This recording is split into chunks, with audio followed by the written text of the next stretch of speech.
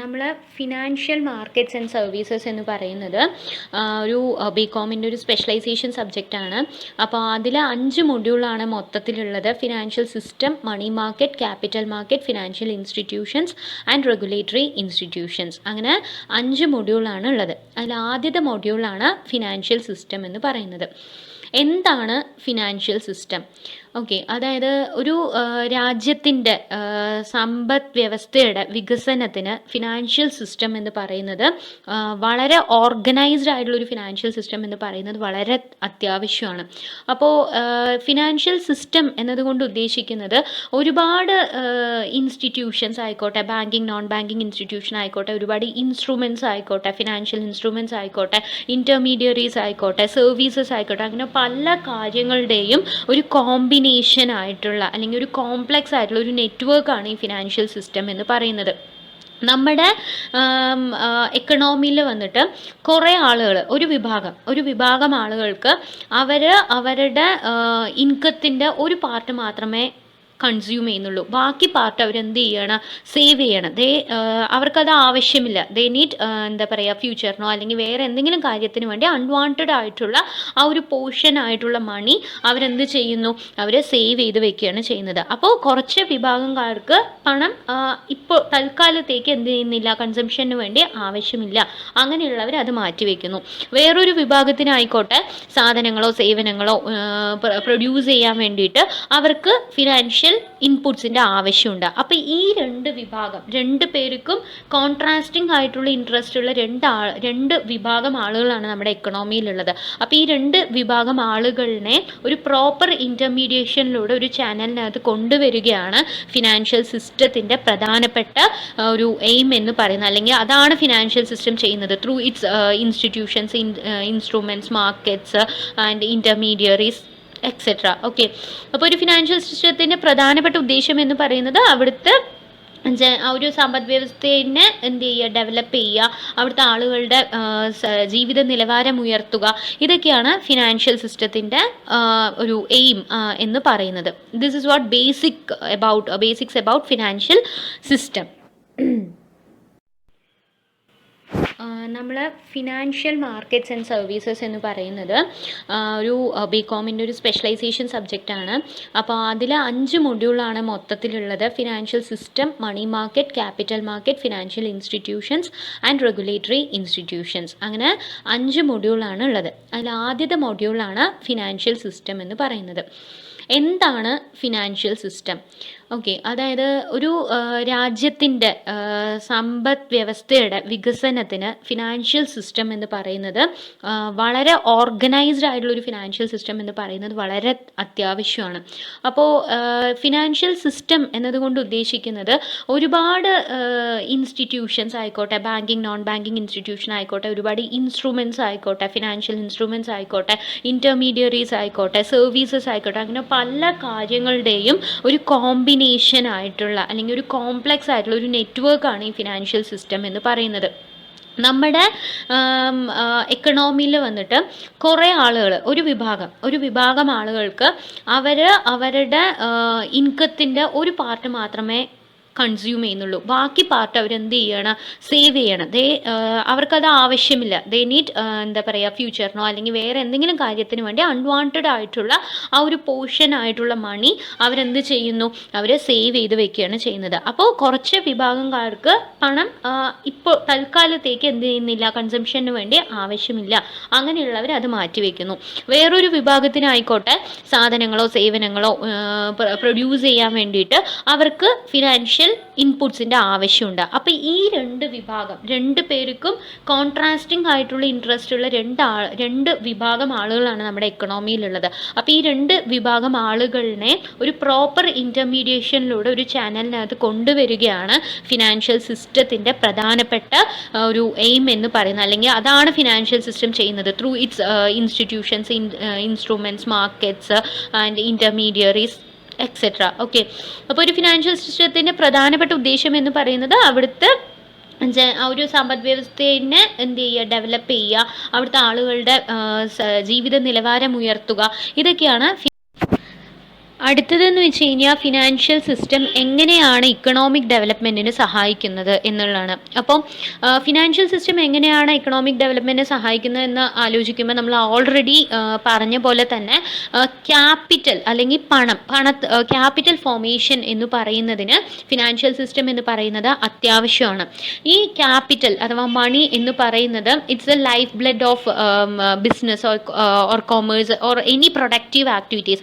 എന്ത് പ്രൊഡക്റ്റീവ് ആക്ടിവിറ്റീസിനും പണം എന്ന് പറയുന്നത് അത്യാവശ്യമാണ്. അപ്പോൾ അതാണ് ഈ ഫിനാൻഷ്യൽ സിസ്റ്റത്തിലൂടെ ചെയ്യുന്നത്. അപ്പോൾ ഈ capital formation 3 distinct and Inter related വ്യത്യസ്തവും പരസ്പരം ബന്ധമുള്ളതുമായിട്ടുള്ള 3 ആക്ടിവിറ്റീസിലൂടെയാണ് ക്യാപിറ്റൽ ഫോർമേഷൻ നടക്കുന്നത്.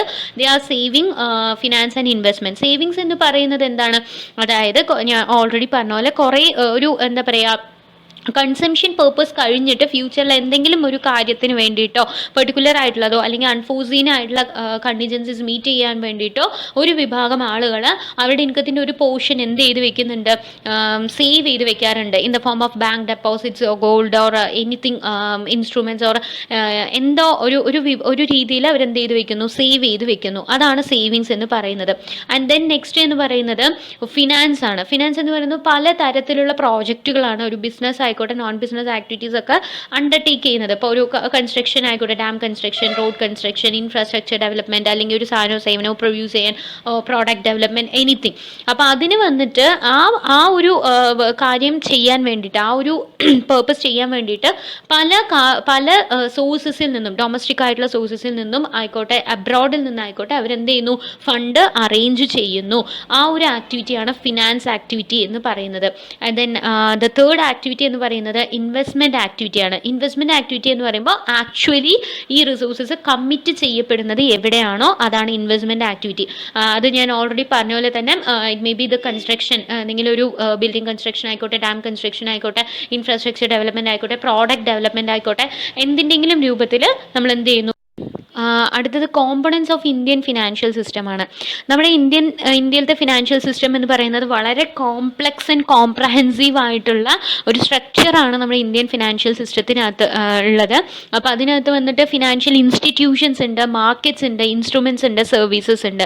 അതിൽ ഇൻസ്റ്റിറ്റ്യൂഷൻസ് എന്ന് പറയുമ്പോൾ അതിലും വരുന്നുണ്ട് ബാങ്കിങ് സ്ഥാപനങ്ങളുണ്ട്, നോൺ ബാങ്കിങ് സ്ഥാപനങ്ങളുണ്ട്. ബാങ്കിങ് ആയിക്കോട്ടെ, കൊമേഴ്ഷ്യൽ ബാങ്ക്സ് ഉണ്ട്, കോപ്പറേറ്റീവ് ബാങ്ക്സ് ഉണ്ട്. കൊമേഴ്ഷ്യൽ ബാങ്കിൽ തന്നെ public sector, private sector, regional rural ബാങ്കുകൾ, ഫോറിൻ ബാങ്കുകൾ, അങ്ങനെ കുറേ ഇതുണ്ട്.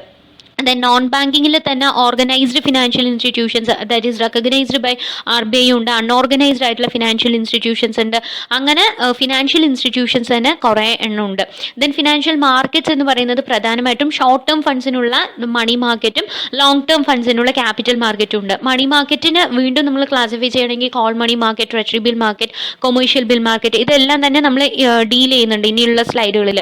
ദെൻ ക്യാപിറ്റൽ മാർക്കറ്റ് എന്ന് പറയുമ്പോൾ 2 സെഗ്മെൻ്റ് ആണ് ക്യാപിറ്റൽ മാർക്കറ്റിന് പ്രധാനമായിട്ടുള്ളത്, primary market and secondary market. Then also derivative market, അതായത് ഫ്യൂച്ചേഴ്സ്, ഓപ്ഷൻ സ്വാപ്സ്, അങ്ങനെയുള്ള മാർക്കറ്റ്, ഡെറിവേറ്റീവ് മാർക്കറ്റ്, അണ്ടർലൈങ് അസറ്റ്സിൻ്റെ മേലുള്ള മാർക്കറ്റ്, അതാണ് ഡെറിവേറ്റീവ് മാർക്കറ്റ്സ് ഉണ്ട്. ദെൻ അതൊക്കെയാണ് മാർക്കറ്റ്സ്. ആൻഡ് ദെൻ ഇൻസ്ട്രുമെൻസിന് ടേമിൻ്റെ ബേസിസിലാണ് നമ്മൾ പറഞ്ഞു വെച്ച് കഴിഞ്ഞാൽ നമുക്ക് short term instruments, call money ആയിക്കോട്ടെ, ട്രഷറി ബില്ല്, കൊമേഴ്ഷ്യൽ ബിൽ, അങ്ങനെ ഷോർട്ട് ടേം ഇൻസ്ട്രുമെൻറ്റ്സ് ഉണ്ട്. അതേപോലെ medium term, long term, equity, debenture, preference share, അങ്ങനെയുള്ള medium term, long term instruments ഉണ്ട്. ദെൻ ടൈപ്പിന്റെ ബേസിസിൽ പറയുകയാണെങ്കിൽ primary securities, secondary and innovative securities, ഇതും ഇൻസ്ട്രുമെന്റ്സിൽ വരുന്നതാണ്. Then financial സർവീസിൽ ഫണ്ട് ഔട്ട്ലെ ആവശ്യമുള്ള ഫണ്ട് ബേസ്ഡ് ആയിട്ടുള്ള സർവീസസും ഉണ്ട്. ജസ്റ്റ് ഫണ്ട് ഔട്ട്ലെ ആവശ്യമില്ലാതെ ജസ്റ്റ് കൺസൾട്ടൻസി അതുപോലുള്ള കാര്യങ്ങളിലൊക്കെയുള്ള ഫീ ബേസ്ഡ് ആക്ടിവിറ്റീസും ഉണ്ട്. ഫണ്ട് ബേസ്ഡിൽ എക്സാമ്പിൾ പറയുകയാണെങ്കിൽ ലീസിങ്, ഹയർ പർച്ചേസ്, ഫാക്ടറിങ്, ഇതൊക്കെ ഫണ്ട് ഔട്ട്ലെ ആവശ്യമുള്ള സർവീസസ് ആണ്. ദെൻ ഫീ ബേസ്ഡ് എന്ന് പറയുമ്പോൾ ജസ്റ്റ് നമ്മൾ അവർക്ക് ഒരു സേവനം പ്രൊവൈഡ് ചെയ്യുന്നു, അതിന് എന്ത് കിട്ടുന്നു, അതിനൊരു ഫീ ഇൻസ്റ്റിറ്റ്യൂഷൻസ് ചാർജ് ചെയ്യുന്നു, അത് കൊടുക്കേണ്ടി വരുന്നു. അത് എക്സാമ്പിൾ പറയുകയാണെങ്കിൽ merchant banking, credit rating, mergers, അതൊക്കെയാണ് കോമ്പോണൻസിൽ പറയാനുള്ളത്. അടുത്തത് കോമ്പോണൻസ് ഓഫ് ഇന്ത്യൻ ഫിനാൻഷ്യൽ സിസ്റ്റമാണ്. അപ്പോൾ അതിൽ ഓരോ കോമ്പണൻ്റ് ആയിട്ട് നമ്മൾ നോക്കുമ്പോൾ അതിൽ ആദ്യം വരുന്നത് ഫിനാൻഷ്യൽ ഇൻസ്റ്റിറ്റ്യൂഷൻസ് ആണ്. ഫിനാൻഷ്യൽ ഇൻസ്റ്റിറ്റ്യൂഷൻസ് എന്ന് പറയുന്നത് one of the major participant in financial market ആണ്. അവർ ഫിനാൻഷ്യൽ റിസോഴ്സസിൽ ഡീൽ ചെയ്യുന്ന ബിസിനസ് സ്ഥാപനങ്ങൾ, അതേപോലെ നോൺ ബിസിനസ് സ്ഥാപനങ്ങളാണ് എന്തെന്ന് പറയുന്നത് ഫിനാൻഷ്യൽ ഇൻസ്റ്റിറ്റ്യൂഷൻസ്. അപ്പോൾ ഇവരെങ്ങനെയാണ് അവർ ഫണ്ട് കളക്ട് ചെയ്യുന്നത്, റിസോഴ്സസ് ഡെപ്പോസിറ്റുകളുടെ രൂപത്തിൽ, ഇൻഡിവിജ്വൽസ്, വ്യക്തികളിൽ നിന്നും സ്ഥാപനങ്ങളിൽ നിന്നും ഡെപ്പോസിറ്റിൻ്റെ രൂപത്തിൽ റിസോഴ്സസ് കളക്ട് ചെയ്ത് അതിനെ അതിന് ആവശ്യമുള്ളവർക്ക് കച്ചവടത്തിനോ ഇൻഡസ്ട്രിക്കോ അല്ലെങ്കിൽ മറ്റേതെങ്കിലും ആവശ്യങ്ങൾ പ്രൊഡക്റ്റീവ് ആയിട്ടുള്ള ഓൾസോ ഇൻക്ലൂഡ് നോൺ പ്രൊഡക്റ്റീവ് ആയിട്ടുള്ള കാര്യങ്ങൾക്കും എന്ത് ചെയ്യുന്നുണ്ട്, ലെൻഡ് ചെയ്യുന്നു. ഇങ്ങനെയാണ് അവരെന്ത് ചെയ്യുന്നത്, ഫിനാൻഷ്യൽ ഇൻസ്റ്റിറ്റ്യൂഷൻസ് പ്രവർത്തിക്കുന്നത്. അവരുടെ ആക്ടിവിറ്റീസിൻ്റെ ബേസിസിൽ നമുക്ക് മൂന്നായിട്ട് ഫിനാൻഷ്യൽ ഇൻസ്റ്റിറ്റ്യൂഷനെ ക്ലാസിഫൈ ചെയ്യാം. ഒന്ന് regulatory promotional institutions, then second banking institution and third non banking institution. Regulatory promotional institution എന്ന് പറയുമ്പോൾ ഇപ്പോൾ റിസർവ് ബാങ്ക് ഓഫ് ഇന്ത്യ ആണ് ഒരു റെഗുലേറ്ററി ഇൻസ്റ്റിറ്റ്യൂഷൻ ആയിട്ട് നമുക്ക് പറയാം. മണി മാർക്കറ്റിൻ്റെ, അതേമാതിരി തന്നെ ക്യാപിറ്റൽ മാർക്കറ്റിൻ്റെ ആണെങ്കിൽ securities exchange board of India SEBI ഉണ്ട്. ഇതൊക്കെയാണ് റെഗുലേറ്ററി ഇൻസ്റ്റിറ്റ്യൂഷൻസ് എന്ന് പറയുന്നത്. ഇനി ബാങ്കിങ് സ്ഥാപനങ്ങൾ എന്ന് പറയുമ്പോൾ ഓൾറെഡി നമ്മൾ പറഞ്ഞ പോലെ കൊമേഴ്ഷ്യൽ ബാങ്കുകളുണ്ട്, കോപ്പറേറ്റീവ് ബാങ്കുകളുണ്ട്. കൊമേഴ്ഷ്യൽ ബാങ്കുകൾ എന്ന് പറഞ്ഞാൽ ഇതേ ഫംഗ്ഷൻസ് തന്നെയാണ് ചെയ്യുന്നത്. ഡെപ്പോസിറ്റ് അക്സെപ്റ്റ് ചെയ്ത് അവരെന്ത് ചെയ്യുന്നു, ലോൺ ലെൻഡ് ചെയ്യുന്നു. പക്ഷേ ഇന്നത്തെ സാഹചര്യങ്ങളിൽ അവർ വേറെ കുറേ ഫെസിലിറ്റീസും കൂടിയിട്ട് അത് ഇനി വരുന്നുണ്ട്. Agency function, general utility functions, അങ്ങനെ കുറേ കാര്യങ്ങൾ കൂടി ചെയ്യുന്നുണ്ട്. പബ്ലിക് സെക്ടർ ഉണ്ട്, പ്രൈവറ്റ് സെക്ടർ ഉണ്ട്, അതേമാതിരി തന്നെ മറ്റേ ഫോറിൻ ബാങ്കുകളുണ്ട്. ഇതൊക്കെ ബാങ്കിങ് സ്ഥാപനങ്ങളിൽ വരുന്നതാണ്. ദെൻ നോൺ ബാങ്കിങ് ഇൻസ്റ്റിറ്റ്യൂഷൻസ് എന്ന് പറയുമ്പോൾ നമുക്ക് പറയണേ അതിൽ രണ്ടെണ്ണമായിട്ട് നമുക്ക് തരംതിരിക്കാൻ പറ്റും, ഓർഗനൈസ്ഡും അൺഓർഗനൈസ്ഡും. ഓർഗനൈസ്ഡ് എന്ന് പറയുമ്പോൾ എന്താ പറയുക, RBIൻ്റെ കീഴിൽ ഓർഗനൈസ്ഡ് ആയിട്ട് ഒഫീഷ്യലായിട്ട് അതിനൊരു എന്താ പറയുക നല്ല ഓർഗനൈസ്ഡ് ആയിട്ടുള്ള രീതിയിൽ മുന്നോട്ട് പോകുന്ന സ്ഥാപനങ്ങൾ, ഇപ്പം എന്താ പറയുക ഇൻഷുറൻസ് സ്ഥാപനങ്ങൾ, ഇൻസ്റ്റിറ്റ്യൂഷൻസ്, അതേമാതിരി മ്യൂച്വൽ ഫണ്ട്, ഇതൊക്കെ ഓർഗനൈസ്ഡ് ആയിട്ടുള്ള നോൺ ബാങ്കിങ് ഫിനാൻഷ്യൽ ഇൻസ്റ്റിറ്റ്യൂഷൻസ് ആണ്. ദെൻ അൺഓർഗനൈസ്ഡിൽ പറയുകയാണെങ്കിൽ മണി ലെൻഡേഴ്സ്, പിന്നെ അതേപോലെ ചിറ്റ് ഫണ്ട്സ്, അതുപോലുള്ള കാര്യങ്ങളൊക്കെ അൺഓർഗനൈസ്ഡ് ആയിട്ടുള്ള ഇൻസ്റ്റിറ്റ്യൂഷൻസിൽ വരുന്നതാണ്. ഇതൊക്കെയാണ് ഫിനാൻഷ്യൽ ഇൻസ്റ്റിറ്റ്യൂഷൻസിനെ കുറിച്ച് പറയാനുള്ളത്. അപ്പോൾ അതിൽ ഓരോ കോമ്പണൻ്റ് ആയിട്ട് നമ്മൾ നോക്കുമ്പോൾ അതിൽ ആദ്യം വരുന്നത് ഫിനാൻഷ്യൽ ഇൻസ്റ്റിറ്റ്യൂഷൻസ് ആണ്. ഫിനാൻഷ്യൽ ഇൻസ്റ്റിറ്റ്യൂഷൻസ് എന്ന് പറയുന്നത് one of the major participant in financial market ആണ്. അവർ ഫിനാൻഷ്യൽ റിസോഴ്സസിൽ ഡീൽ ചെയ്യുന്ന ബിസിനസ് സ്ഥാപനങ്ങൾ, അതേപോലെ നോൺ ബിസിനസ് സ്ഥാപനങ്ങളാണ് എന്തെന്ന് പറയുന്നത് ഫിനാൻഷ്യൽ ഇൻസ്റ്റിറ്റ്യൂഷൻസ്. അപ്പോൾ ഇവരെങ്ങനെയാണ് അവർ ഫണ്ട് കളക്ട് ചെയ്യുന്നത്, റിസോഴ്സസ് ഡെപ്പോസിറ്റുകളുടെ രൂപത്തിൽ, ഇൻഡിവിജ്വൽസ് വ്യക്തികളിൽ നിന്നും സ്ഥാപനങ്ങളിൽ നിന്നും ഡെപ്പോസിറ്റിൻ്റെ രൂപത്തിൽ റിസോഴ്സസ് കളക്ട് ചെയ്ത് അതിന് ആവശ്യമുള്ളവർക്ക് കച്ചവടത്തിനോ ഇൻഡസ്ട്രിക്കോ അല്ലെങ്കിൽ മറ്റേതെങ്കിലും ആവശ്യങ്ങൾ പ്രൊഡക്റ്റീവ് ആയിട്ടുള്ള ഓൾസോ ഇൻക്ലൂഡ് നോൺ പ്രൊഡക്റ്റീവ് ആയിട്ടുള്ള കാര്യങ്ങൾക്കും എന്ത് ചെയ്യുന്നുണ്ട്, ലെൻഡ് ചെയ്യുന്നു. ഇങ്ങനെയാണ് അവരെന്ത് ചെയ്യുന്നത്, ഫിനാൻഷ്യൽ ഇൻസ്റ്റിറ്റ്യൂഷൻസ് പ്രവർത്തിക്കുന്നത്. അവരുടെ ആക്ടിവിറ്റീസിൻ്റെ ബേസിസിൽ നമുക്ക് മൂന്നായിട്ട് ഫിനാൻഷ്യൽ ഇൻസ്റ്റിറ്റ്യൂഷനെ ക്ലാസിഫൈ ചെയ്യാം. ഒന്ന് regulatory promotional institutions, then second banking institution and third non banking institution. Regulatory promotional institution എന്ന് പറയുമ്പോൾ ഇപ്പോൾ റിസർവ് ബാങ്ക് ഓഫ് ഇന്ത്യ ആണ് ഒരു റെഗുലേറ്ററി ഇൻസ്റ്റിറ്റ്യൂഷൻ ആയിട്ട് നമുക്ക് പറയാം. മണി മാർക്കറ്റിൻ്റെ, അതേമാതിരി തന്നെ ക്യാപിറ്റൽ മാർക്കറ്റിൻ്റെ ആണെങ്കിൽ securities exchange board of India SEBI ഉണ്ട്. ഇതൊക്കെയാണ് റെഗുലേറ്ററി ഇൻസ്റ്റിറ്റ്യൂഷൻസ് എന്ന് പറയുന്നത്. ഇനി ബാങ്കിങ് സ്ഥാപനങ്ങൾ എന്ന് പറയുമ്പോൾ ഓൾറെഡി നമ്മൾ പറഞ്ഞ പോലെ കൊമേഴ്ഷ്യൽ ബാങ്കുകളുണ്ട്, കോപ്പറേറ്റീവ് ബാങ്കുകളുണ്ട്.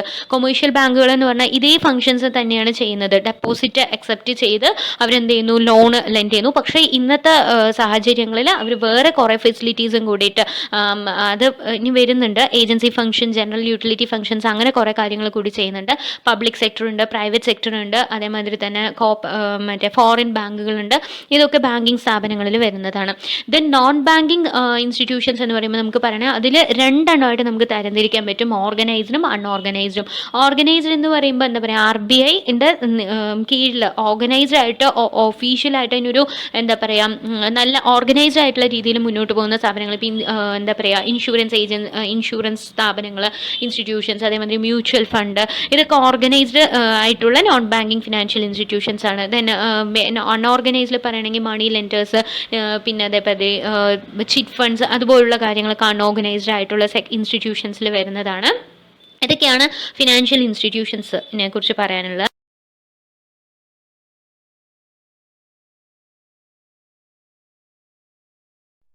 അടുത്തത് എന്ന് പറയുന്നത്, അടുത്ത കോമ്പണൻറ്റ് എന്ന് പറയുന്നത് ഫിനാൻഷ്യൽ ഇൻസ്ട്രുമെൻ്റ് ആണ്. ഫിനാൻഷ്യൽ ഇൻസ്ട്രുമെൻറ്റ്സ് എന്ന് പറയുമ്പോൾ ഫിനാൻഷ്യൽ അസറ്റിൻ്റെ രൂപത്തിലാവാം, അല്ലെങ്കിൽ സെക്യൂരിറ്റീസ് ആവാം, അല്ലെങ്കിൽ ക്ലെയിമുകളുടെ രൂപത്തിലാവാം. ഓക്കെ, അപ്പോൾ അത് ഓൾറെഡി പറഞ്ഞ പോലെ തന്നെ financial instruments may be financial asset ആവാം, ഫിനാൻഷ്യൽ ലയബിലിറ്റീസും ആവാം. ഓക്കെ, നമ്മൾ എന്താ പറയുക, ഓരോരുത്തരുടെ ബയ്യറിൻ്റെയും സെല്ലറിൻ്റെയും പോയിന്റ് ഓഫ് വ്യൂവിൽ നിന്നും വ്യത്യസ്തമായിരിക്കും.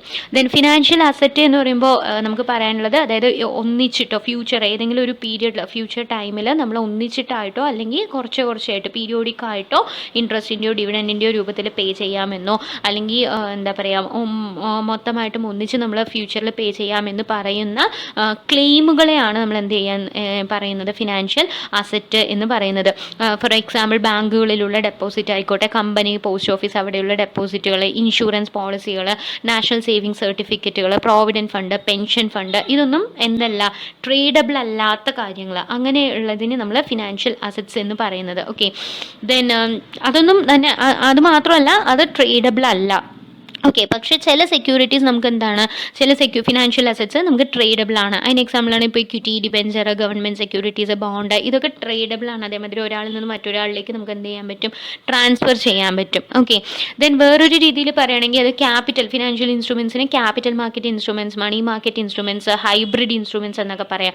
മണി മാർക്കറ്റ് ഇൻസ്ട്രുമെൻറ്റ്സ് പറഞ്ഞു കഴിഞ്ഞാൽ ഒരു വർഷത്തിൽ കുറവ് പീരിയഡ് മെച്യൂരിറ്റി പീരിയഡ് ഉള്ള ഷോർട്ട് ടേം ആയിട്ടുള്ള ആവശ്യങ്ങൾക്ക്, വർക്കിംഗ് ക്യാപിറ്റൽ റിക്വയർമെൻറ്റ്സ് പോലുള്ള ഷോർട്ട് ടേം ആവശ്യങ്ങൾക്ക് ഉപയോഗിക്കാവുന്ന money market instruments, call money ആയിക്കോട്ടെ, commercial paper, certificate of deposit, അതുപോലുള്ള ഇൻസ്ട്രുമെൻറ്റ്സ്.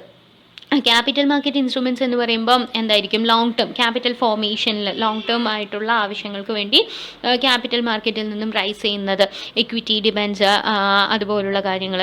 ദെൻ ഹൈബ്രിഡ് ഇൻസ്ട്രുമെൻറ്റ്സ് എന്ന് പറയുമ്പോൾ രണ്ട് ഫീച്ചേഴ്സ്, ഡെപ്റ്റ് ഡിബെഞ്ചറിൻ്റെയും ഇക്വിറ്റിൻ്റെയും ഫീച്ചേഴ്സ് ഉള്ള ഇപ്പോൾ കൺവേർട്ടബിൾ ഡിബെഞ്ചേഴ്സ്, അതുപോലുള്ള രണ്ട് ഫീച്ചേഴ്സും കൂടെ ഹൈബ്രിഡ് കമ്പൈൻ ചെയ്തിട്ടുള്ള സെക്യൂരിറ്റീസാണ് ഹൈബ്രിഡ് ഇൻസ്ട്രുമെൻറ്റ്സ്. അങ്ങനത്തെ ഇൻസ്ട്രുമെൻറ്റ്സ് ഉണ്ട്. ഇപ്പോൾ കൺവേർട്ടബിൾ ഡിബെഞ്ചർ, വാറൻറ്റ്, അതൊക്കെ എന്തിനാണ് എക്സാമ്പിളാണ്, ഹൈബ്രിഡ് ഇൻസ്ട്രുമെൻറ്റ്സിന് എക്സാമ്പിളാണ്. ദെൻ അടുത്തത് ഫിനാൻഷ്യൽ ഇൻസ്ട്രുമെൻസിന് ഉണ്ടാവേണ്ട സ്വഭാവങ്ങൾ, ക്യാരക്ടറിസ്റ്റിക്സ് എന്താണ്. ഒന്നാമത്തെ ക്യാരക്ടറിസ്റ്റിക്സ് എന്ന് പറയുന്നത് ഒന്ന് ലിക്വിഡിറ്റി ഉണ്ടാവണം അതിന്. ഓക്കെ, ലിക്വിഡിറ്റി എന്നതുകൊണ്ട് ഉദ്ദേശിക്കുന്നത് ഈസി ആയിട്ട് നമുക്ക് എന്ത് ചെയ്യാൻ പറ്റണം, അത് ക്യാഷ് ആക്കാൻ പറ്റുന്ന എളുപ്പത്തിലുള്ള അങ്ങനത്തെ ആയിരിക്കണം. അതേമാതിരി രണ്ടാമത്തത് മാർക്കറ്റിംഗ്, നല്ലൊരു മാർക്കറ്റ്, അതിന് സെക്കൻഡറി മാർക്കറ്റ് തീർച്ചയായിട്ടും ഉണ്ടാവണം. നമ്മൾ റേസ് ചെയ്ത് കഴിഞ്ഞാൽ നമുക്ക് ട്രേഡ് ചെയ്യാൻ പറ്റണം, ട്രാൻസ്ഫർ ചെയ്യാൻ പറ്റണം. അപ്പോൾ അത് നല്ല സെക്യൂരിറ്റി ആണെങ്കിൽ നമുക്ക് എന്ത് ചെയ്യാൻ പറ്റുള്ളൂ, അത് മാർക്കറ്റ് ചെയ്യാൻ പറ്റണം, അതുണ്ടാവണം. ദെൻ കൊലാട്രൽ വാല്യൂ, നമ്മൾ ഇപ്പോൾ ലോണോ അല്ലെങ്കിൽ എന്തെങ്കിലുമൊക്കെ ഫണ്ട് റേസ് ചെയ്യുന്ന സമയത്ത് നമുക്കിത് കൊലാട്രലായിട്ട് ഉപയോഗിക്കാൻ പറ്റണം. അവിടെ നമുക്ക് ചിലപ്പോൾ ഗ്യാരണ്ടി കൊടുക്കേണ്ടി വരാറുണ്ട് ചില സാഹചര്യങ്ങളിൽ. അപ്പോൾ അങ്ങനത്തെ സാഹചര്യങ്ങളിൽ നമുക്ക് കൊലാട്രലായിട്ട് ഉപയോഗിക്കാൻ പറ്റുന്നതായിരിക്കണം. ദെൻ ട്രാൻസ്ഫറബിൾ ആയിരിക്കണം, 1 person to another person easy ആയിട്ട് ട്രാൻസ്ഫർ ചെയ്യാൻ പറ്റുന്നതായിരിക്കണം. പിന്നെ വ്യത്യസ്ത മെച്യൂരിറ്റി പീരീഡ്, ഒരാൾക്ക് ചിലപ്പോൾ ഷോർട്ട് ടേം ഉള്ള അതായിരിക്കും ആവശ്യം, ചിലവർക്ക് എന്തായിരിക്കും ലോങ് ടേം. ഇപ്പോൾ ഡിബെഞ്ചേഴ്സിലെ 5 year ഡിബെഞ്ചർ, 10 year, അങ്ങനെ വ്യത്യസ്ത മെച്യൂരിറ്റി പീരീഡ് ഉള്ള ഇൻസ്ട്രുമെൻറ്റ്സ് ഉണ്ടാവണം. അത് ഇൻവെസ്റ്റേഴ്സിന് അവരുടെ ഇഷ്ടപ്രകാരം ചൂസ് ചെയ്യാൻ പറ്റുന്നതായിരിക്കണം. ദെൻ ട്രാൻസാക്ഷൻ കോസ്റ്റ്, അതായത് നമ്മൾ റേസ് ചെയ്യുമ്പോൾ തീർച്ചയായിട്ടും ഫണ്ട് റേസ് ചെയ്യുമ്പോഴായിക്കോട്ടെ നമുക്ക് എന്തായാലും ബ്രോക്കേഴ്സ് കമ്മീഷൻ അല്ലെങ്കിൽ ഇഷ്യൂ ചെയ്യാനുള്ള ലീഗലായിട്ടുള്ള കാര്യങ്ങൾ ചെയ്യുമ്പോൾ ഉണ്ടാകുന്ന കോസ്റ്റൊക്കെ ഉണ്ടാവാറുണ്ട്. അതിനാണ് ട്രാൻസാക്ഷൻ കോസ്റ്റ് എന്ന് പറയുന്നത്. അത് മിനിമം ആയിരിക്കണം. ഓക്കെ, അങ്ങനത്തെ ഇൻസ്ട്രുമെൻറ്റ്സ് ആയിരിക്കണം. ദെൻ റിസ്ക് എന്ന് പറയുന്നത് കുറവായിരിക്കണം, മിനിമൈസ് ചെയ്യുന്നതായിരിക്കണം. ഇൻവെസ്റ്റർ പെർസ്പെക്റ്റീവ് നിന്നായിക്കോട്ടെ, ബയറിൻ്റെ പെർസ്പെക്റ്റീവ് നിന്നും റിസ്ക് കുറവായിരിക്കണം. ഓക്കെ, അതായത് ഇപ്പോൾ നമ്മൾ കമ്പനീൻ്റെ കാര്യത്തിൽ നിന്ന് നോക്കുകയാണെങ്കിൽ, ഭാഗത്തു നിന്ന് നമ്മൾ നോക്കുകയാണെങ്കിൽ ഇപ്പോൾ ഓണേഴ്സിന് വന്നിട്ട് അവരുടെ കൺട്രോള് ഡൈല്യൂട്ട് ചെയ്യുന്ന പോലെ ഉള്ളതാവരുത്. അതേമാതിരി തന്നെ ബിസിനസ് റിസ്ക്കും ഫിനാൻസ് റിസ്ക്കും ഒക്കെ കുറവുള്ള സെക്യൂരിറ്റി, മാക്സിമം മിനിമം ആയിരിക്കണം റിസ്ക്. ഓക്കെ, അതാണ് എല്ലാവരും എക്സ്പെക്ട് ചെയ്യുന്നത്. ദെൻ ഫ്യൂച്ചർ ട്രേഡിംഗ്, ഡെറിവേറ്റീവ് മാർക്കറ്റിൽ അതിനൊരു എന്തുണ്ടാവണം, മാർക്കറ്റ് ഉണ്ടാവണം. അതായത് നമുക്കത് നമ്മുടെ റിസ്ക് ഹെഡ്ജ് ചെയ്യാൻ പറ്റുന്ന രീതിയിലുള്ള ഇൻസ്ട്രുമെൻ്റ് ആയിരിക്കണം നമുക്ക് എന്ത് ചെയ്യണം, ഒരു ഫിനാൻഷ്യൽ ഇൻസ്ട്രുമെൻറ്റ്സ്. അപ്പോൾ ഇത്രയും ഫീച്ചേഴ്സാണ് ഒരു ഫിനാൻഷ്യൽ ഇൻസ്ട്രുമെൻറ്റിന് ഉണ്ടാകുന്നത്: liquidity, marketing, collateral value, transferability, maturity period, transaction cost, risk and future trading. ഇതൊക്കെയാണ് ഒരു ഫിനാൻഷ്യൽ ഇൻസ്ട്രുമെൻ്റ് ക്യാരക്ടറിസ്റ്റിക്സ്.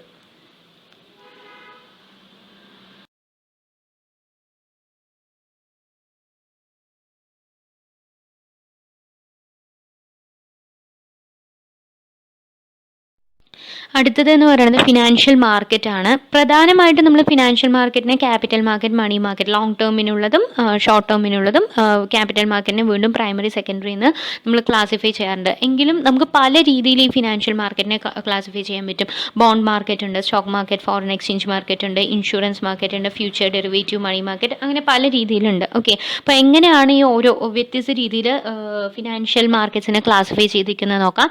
അപ്പോൾ ആദ്യം ഫിനാൻഷ്യൽ ക്ലെയിം ക്ലൈമിൻ്റെ ബേസിസിൽ ക്ലൈമിൻ്റെ ബേസിസിൽ നമ്മൾ ഡെപ്റ്റ് മാർക്കറ്റ്, അതായത് ഡെപ്റ്റ് ഇൻസ്ട്രുമെൻസിൻ്റെ മാർക്കറ്റ്, ഡിബെഞ്ചേഴ്സ്, ബോണ്ടുകൾ, അതുപോലുള്ള ഇൻസ്ട്രുമെൻസിൻ്റെ മാർക്കറ്റാണ് ഡെപ്റ്റ് മാർക്കറ്റ് എന്ന് പറയുന്നത്. ആൻഡ് ഇക്വിറ്റി മാർക്കറ്റ് എന്ന് പറയുമ്പോൾ എന്തായിരിക്കും, ഇക്വിറ്റി ആയിട്ടുള്ള ഷെയർസിൻ്റെ മാർക്കറ്റ്, അതാണ് എന്തെന്ന് പറയുന്നത് ഇക്വിറ്റി മാർക്കറ്റ്. ഇത് ക്ലൈമിൻ്റെ ബേസിസിലാണ് പറയുന്നത്. ഇനി മെച്യൂരിറ്റീൻ്റെ ബേസിസിലാണ് നമ്മൾ മണി മാർക്കറ്റ്, ഷോർട്ട് ടേം ആയിട്ടുള്ള ഇൻസ്ട്രുമെൻസിൻ്റെ മാർക്കറ്റാണ് മണി മാർക്കറ്റ്. അതിന് വീണ്ടും നമുക്ക് call money market, treasury bill market, commercial bill market, അങ്ങനെയൊക്കെ നമുക്ക് ക്ലാസിഫൈ ചെയ്യാൻ പറ്റും. ആൻഡ് ക്യാപിറ്റൽ മാർക്കറ്റ് എന്ന് പറയുമ്പോൾ ലോങ് ടേം ഫണ്ട് റൈസ് ചെയ്യാനുള്ള മാർക്കറ്റാണ്. അതിന് നമുക്ക് എന്ത് ചെയ്യാം, അതിന് ആദ്യമായിട്ട് ഇഷ്യൂ ചെയ്യുന്ന പ്രൈമറി മാർക്കറ്റും ഉണ്ട്. അതേമാതിരി തന്നെ അതിൻ്റെ ആദ്യം ഇഷ്യൂ ചെയ്തതിൻ്റെ വീണ്ടും അതിൻ്റെ ട്രേഡ് നടക്കുന്നത്, പിന്നീടുള്ള ട്രേഡ് നടക്കുന്നത് സെക്കൻഡറി മാർക്കറ്റിലാണ്. ഇപ്പോൾ money market, capital market. And also seasoning of claim, സമയത്തിൻ്റെ അത് പറഞ്ഞല്ലോ, ആദ്യമായിട്ടാണ് നമ്മളൊരു സെക്യൂരിറ്റി ഇഷ്യൂ ചെയ്യുന്നതെങ്കിൽ പ്രൈമറി എന്നും, പിന്നീടുള്ള ട്രേഡ് നടക്കുന്നത് സെക്കൻഡറി മാർക്കറ്റിലാണ്. ദെൻ അടുത്തത് സ്ട്രക്ചറിൻ്റെ ബേസിസിൽ ഓർഗനൈസ്ഡും അൺഓർഗനൈസ്ഡും, അതായത് ഇപ്പോൾ RBIൻ്റെയോ അല്ലെങ്കിൽ സെബിൻ്റെയോ ഒക്കെ നിയന്ത്രണത്തിൽ വരുന്ന സ്ഥാപനങ്ങളൊക്കെയാണ് ഓർഗനൈസ്ഡിൽ വരുന്നത്. അൺഓർഗനൈസ്ഡിൽ എന്ന് പറയുമ്പോൾ അതായത് ഇപ്പോൾ മണി ലെൻഡേഴ്സ്, ഇൻഡിജിനസ് ബാങ്കേഴ്സ്, അതുപോലുള്ള ആളുകൾ, അതായത് നേരിട്ട് ഇവരുടെ കൺട്രോളിൽ വരാത്ത സ്ഥാപനങ്ങളൊക്കെയാണ് അൺഓർഗനൈസ്ഡ് മാർക്കറ്റിൽ വരുന്നത്. അതാണ് സ്ട്രക്ചറിൻ്റെ ബേസിസിൽ പറയാനുള്ളത്. ഇനി ടൈമിംഗ് ഓഫ് ഡെലിവറിൻ്റെ ബേസിസിൽ ക്യാഷ് ഓർ സ്പോട്ട് മാർക്കറ്റ് എന്ന് പറഞ്ഞാൽ നമ്മൾ കാശ് കൊടുക്കുന്നു, അപ്പം തന്നെ നമുക്ക് അതിനുള്ള എന്താണോ റിട്ടേൺ ആയിട്ടുള്ള, ഇപ്പോൾ സെക്യൂരിറ്റി, ഇക്വിറ്റി ആണെങ്കിൽ ഇക്വിറ്റി, അങ്ങനെയുള്ള മാർക്കറ്റ്, അത് സ്പോട്ട് മാർക്കറ്റ്. പക്ഷേ ഫോർവേഡ് ഓഫ് ഫ്യൂച്ചർ മാർക്കറ്റ് എന്ന് പറയുമ്പോൾ ഒരു അണ്ടർലൈങ് അസറ്റ്, ഇപ്പോഴല്ല ട്രേഡ് നടക്കുന്നത്. അത് നമ്മളിപ്പോൾ ഒരു എന്ത് ചെയ്യുന്നു, ഇപ്പോൾ നമ്മൾ അതിലൊരു എഗ്രിമെൻറ്റ് എൻ്റർ ചെയ്യുന്നു, പക്ഷേ അതിൻ്റെ അണ്ടർലൈങ് അസറ്റിൻ്റെ ഇതിൻ്റെ ബേസിസിലാണ്, അതിൻ്റെ മെച്യൂരിറ്റി അല്ലെങ്കിൽ അതിൻ്റെ കാര്യത്തിൻ്റെ ബേസിസിൽ ഫ്യൂച്ചറിൽ നടക്കുന്ന ട്രേഡാണ്, ഡെലിവറീൻ്റെ ബേസിസിൽ നടക്കുന്ന ട്രേഡാണ് ഫോർവേഡ് ഓഫ് ഫ്യൂച്ചർ മാർക്കറ്റിൽ നടക്കുന്നത്. പിന്നെ വേറൊരു രീതിയിൽ പറയുകയാണെങ്കിൽ ഫോറിൻ എക്സ്ചേഞ്ചിന് വേണ്ടിയിട്ടുള്ള മാർക്കറ്റ് ഉണ്ട്, ഡെറിവേറ്റീവ്സിനുള്ള മാർക്കറ്റ് ഉണ്ട്. ഇതൊക്കെയാണ് മാർക്കറ്റ്സിൻ്റെ ക്ലാസിഫിക്കേഷൻ. പല രീതിയിൽ നമുക്ക് മാർക്കറ്റിനെ ക്ലാസിഫൈ ചെയ്യാമെന്ന് പറയുന്നത്.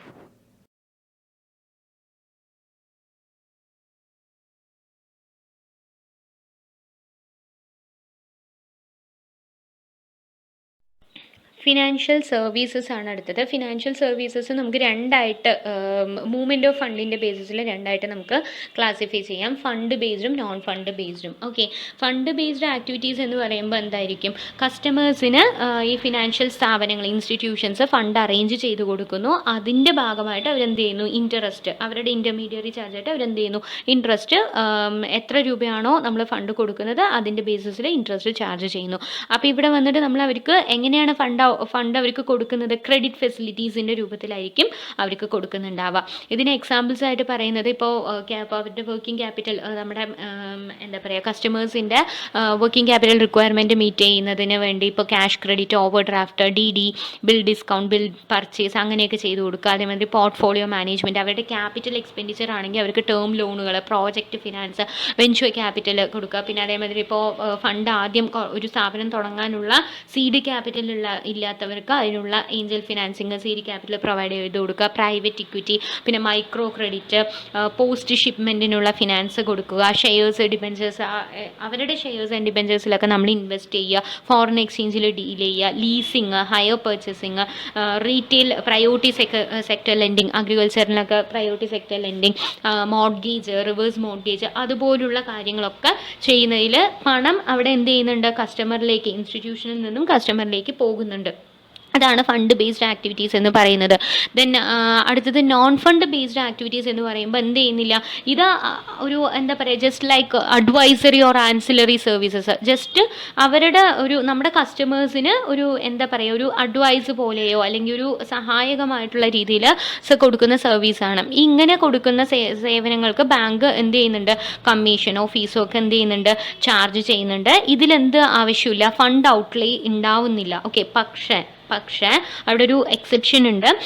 ചില കാര്യങ്ങളിൽ ഇപ്പോൾ നമ്മൾ അവർക്ക് വേണ്ടിയിട്ട് ഗ്യാരണ്ടി ഒക്കെ നിൽക്കാറുണ്ട്. ചില ഇൻസ്റ്റിറ്റ്യൂഷൻസ് അവരുടെ കസ്റ്റമേഴ്സിന് വേണ്ടിയിട്ട് ഗ്യാരണ്ടി, ലെറ്റർ ഓഫ് ക്രെഡിറ്റ് അല്ലെങ്കിൽ ലെറ്റർ ഓഫ് ഗ്യാരണ്ടി നിൽക്കുന്ന സമയത്ത് ആ പാർട്ടി, അതായത് നമ്മുടെ കസ്റ്റമർ അവരുടെ ഇത് ഫുൾഫിൽ ചെയ്തില്ല, അവരുടെ പ്രോമിസ് ഫുൾഫിൽ ചെയ്തില്ലെങ്കിൽ ആ സമയത്ത് നമുക്ക് ഔട്ട്ലേ വേണ്ടി വരാം എന്ന് പറയുന്നുണ്ട്.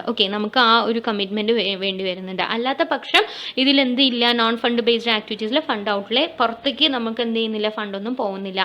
ഇതിന് എക്സാമ്പിൾ പറയുകയാണെങ്കിൽ ഇപ്പോൾ മെർച്ചൻറ്റ് ബാങ്കിങ്, അതായത് ക്യാപിറ്റൽ ഇഷ്യൂസ്, കമ്പനീസിൻ്റെ ക്യാപിറ്റൽ ഇഷ്യൂസ് മാനേജ് ചെയ്യുന്നതിനെയാണ് നമ്മൾ മെർച്ചൻറ്റ് ബാങ്കിങ് എന്ന് പറയുന്നത്.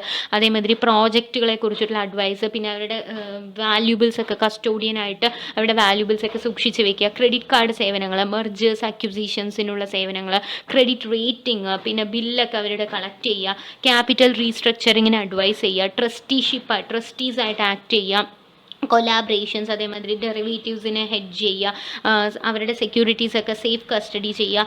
ഇതൊക്കെയാണ് നോൺ ഫണ്ട് ബേസ്ഡ് ആക്ടിവിറ്റീസിൽ വരുന്നത്.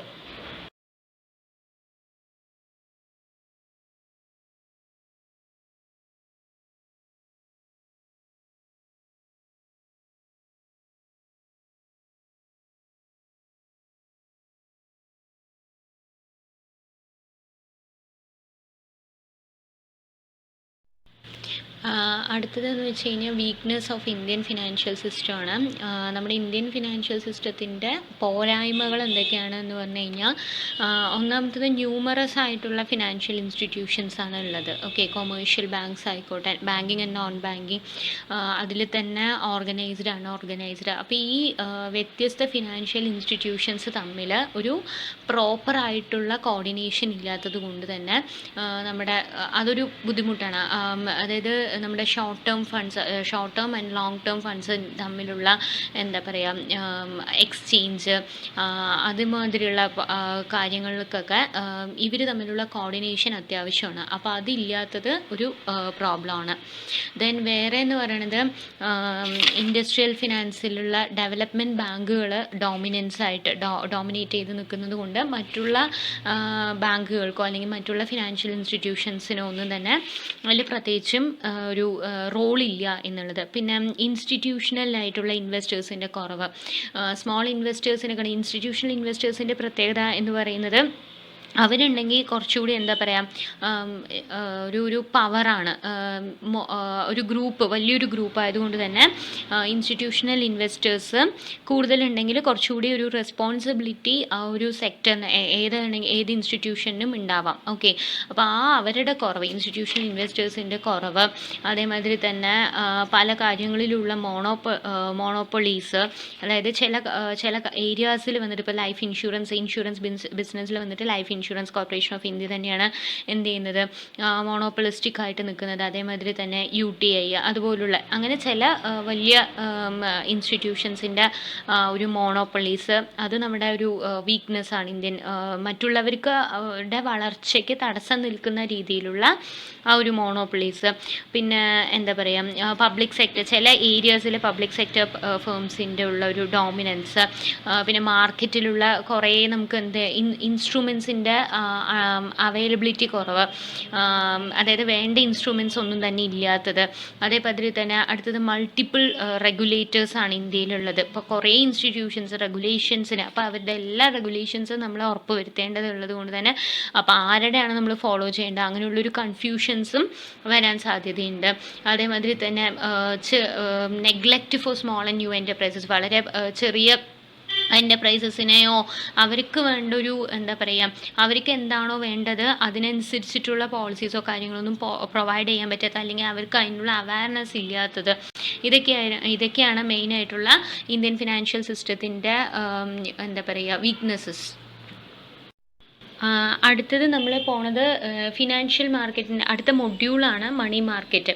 അപ്പോൾ നമ്മൾ ആദ്യം തന്നെ പറഞ്ഞിട്ടുണ്ടായിരുന്നു, ഫിനാൻഷ്യൽ മാർക്കറ്റ് എന്ന് പറയുന്നത് നമ്മൾ രണ്ടായിട്ട് തരംതിരിച്ചു, മണി മാർക്കറ്റ്, ക്യാപിറ്റൽ മാർക്കറ്റ്.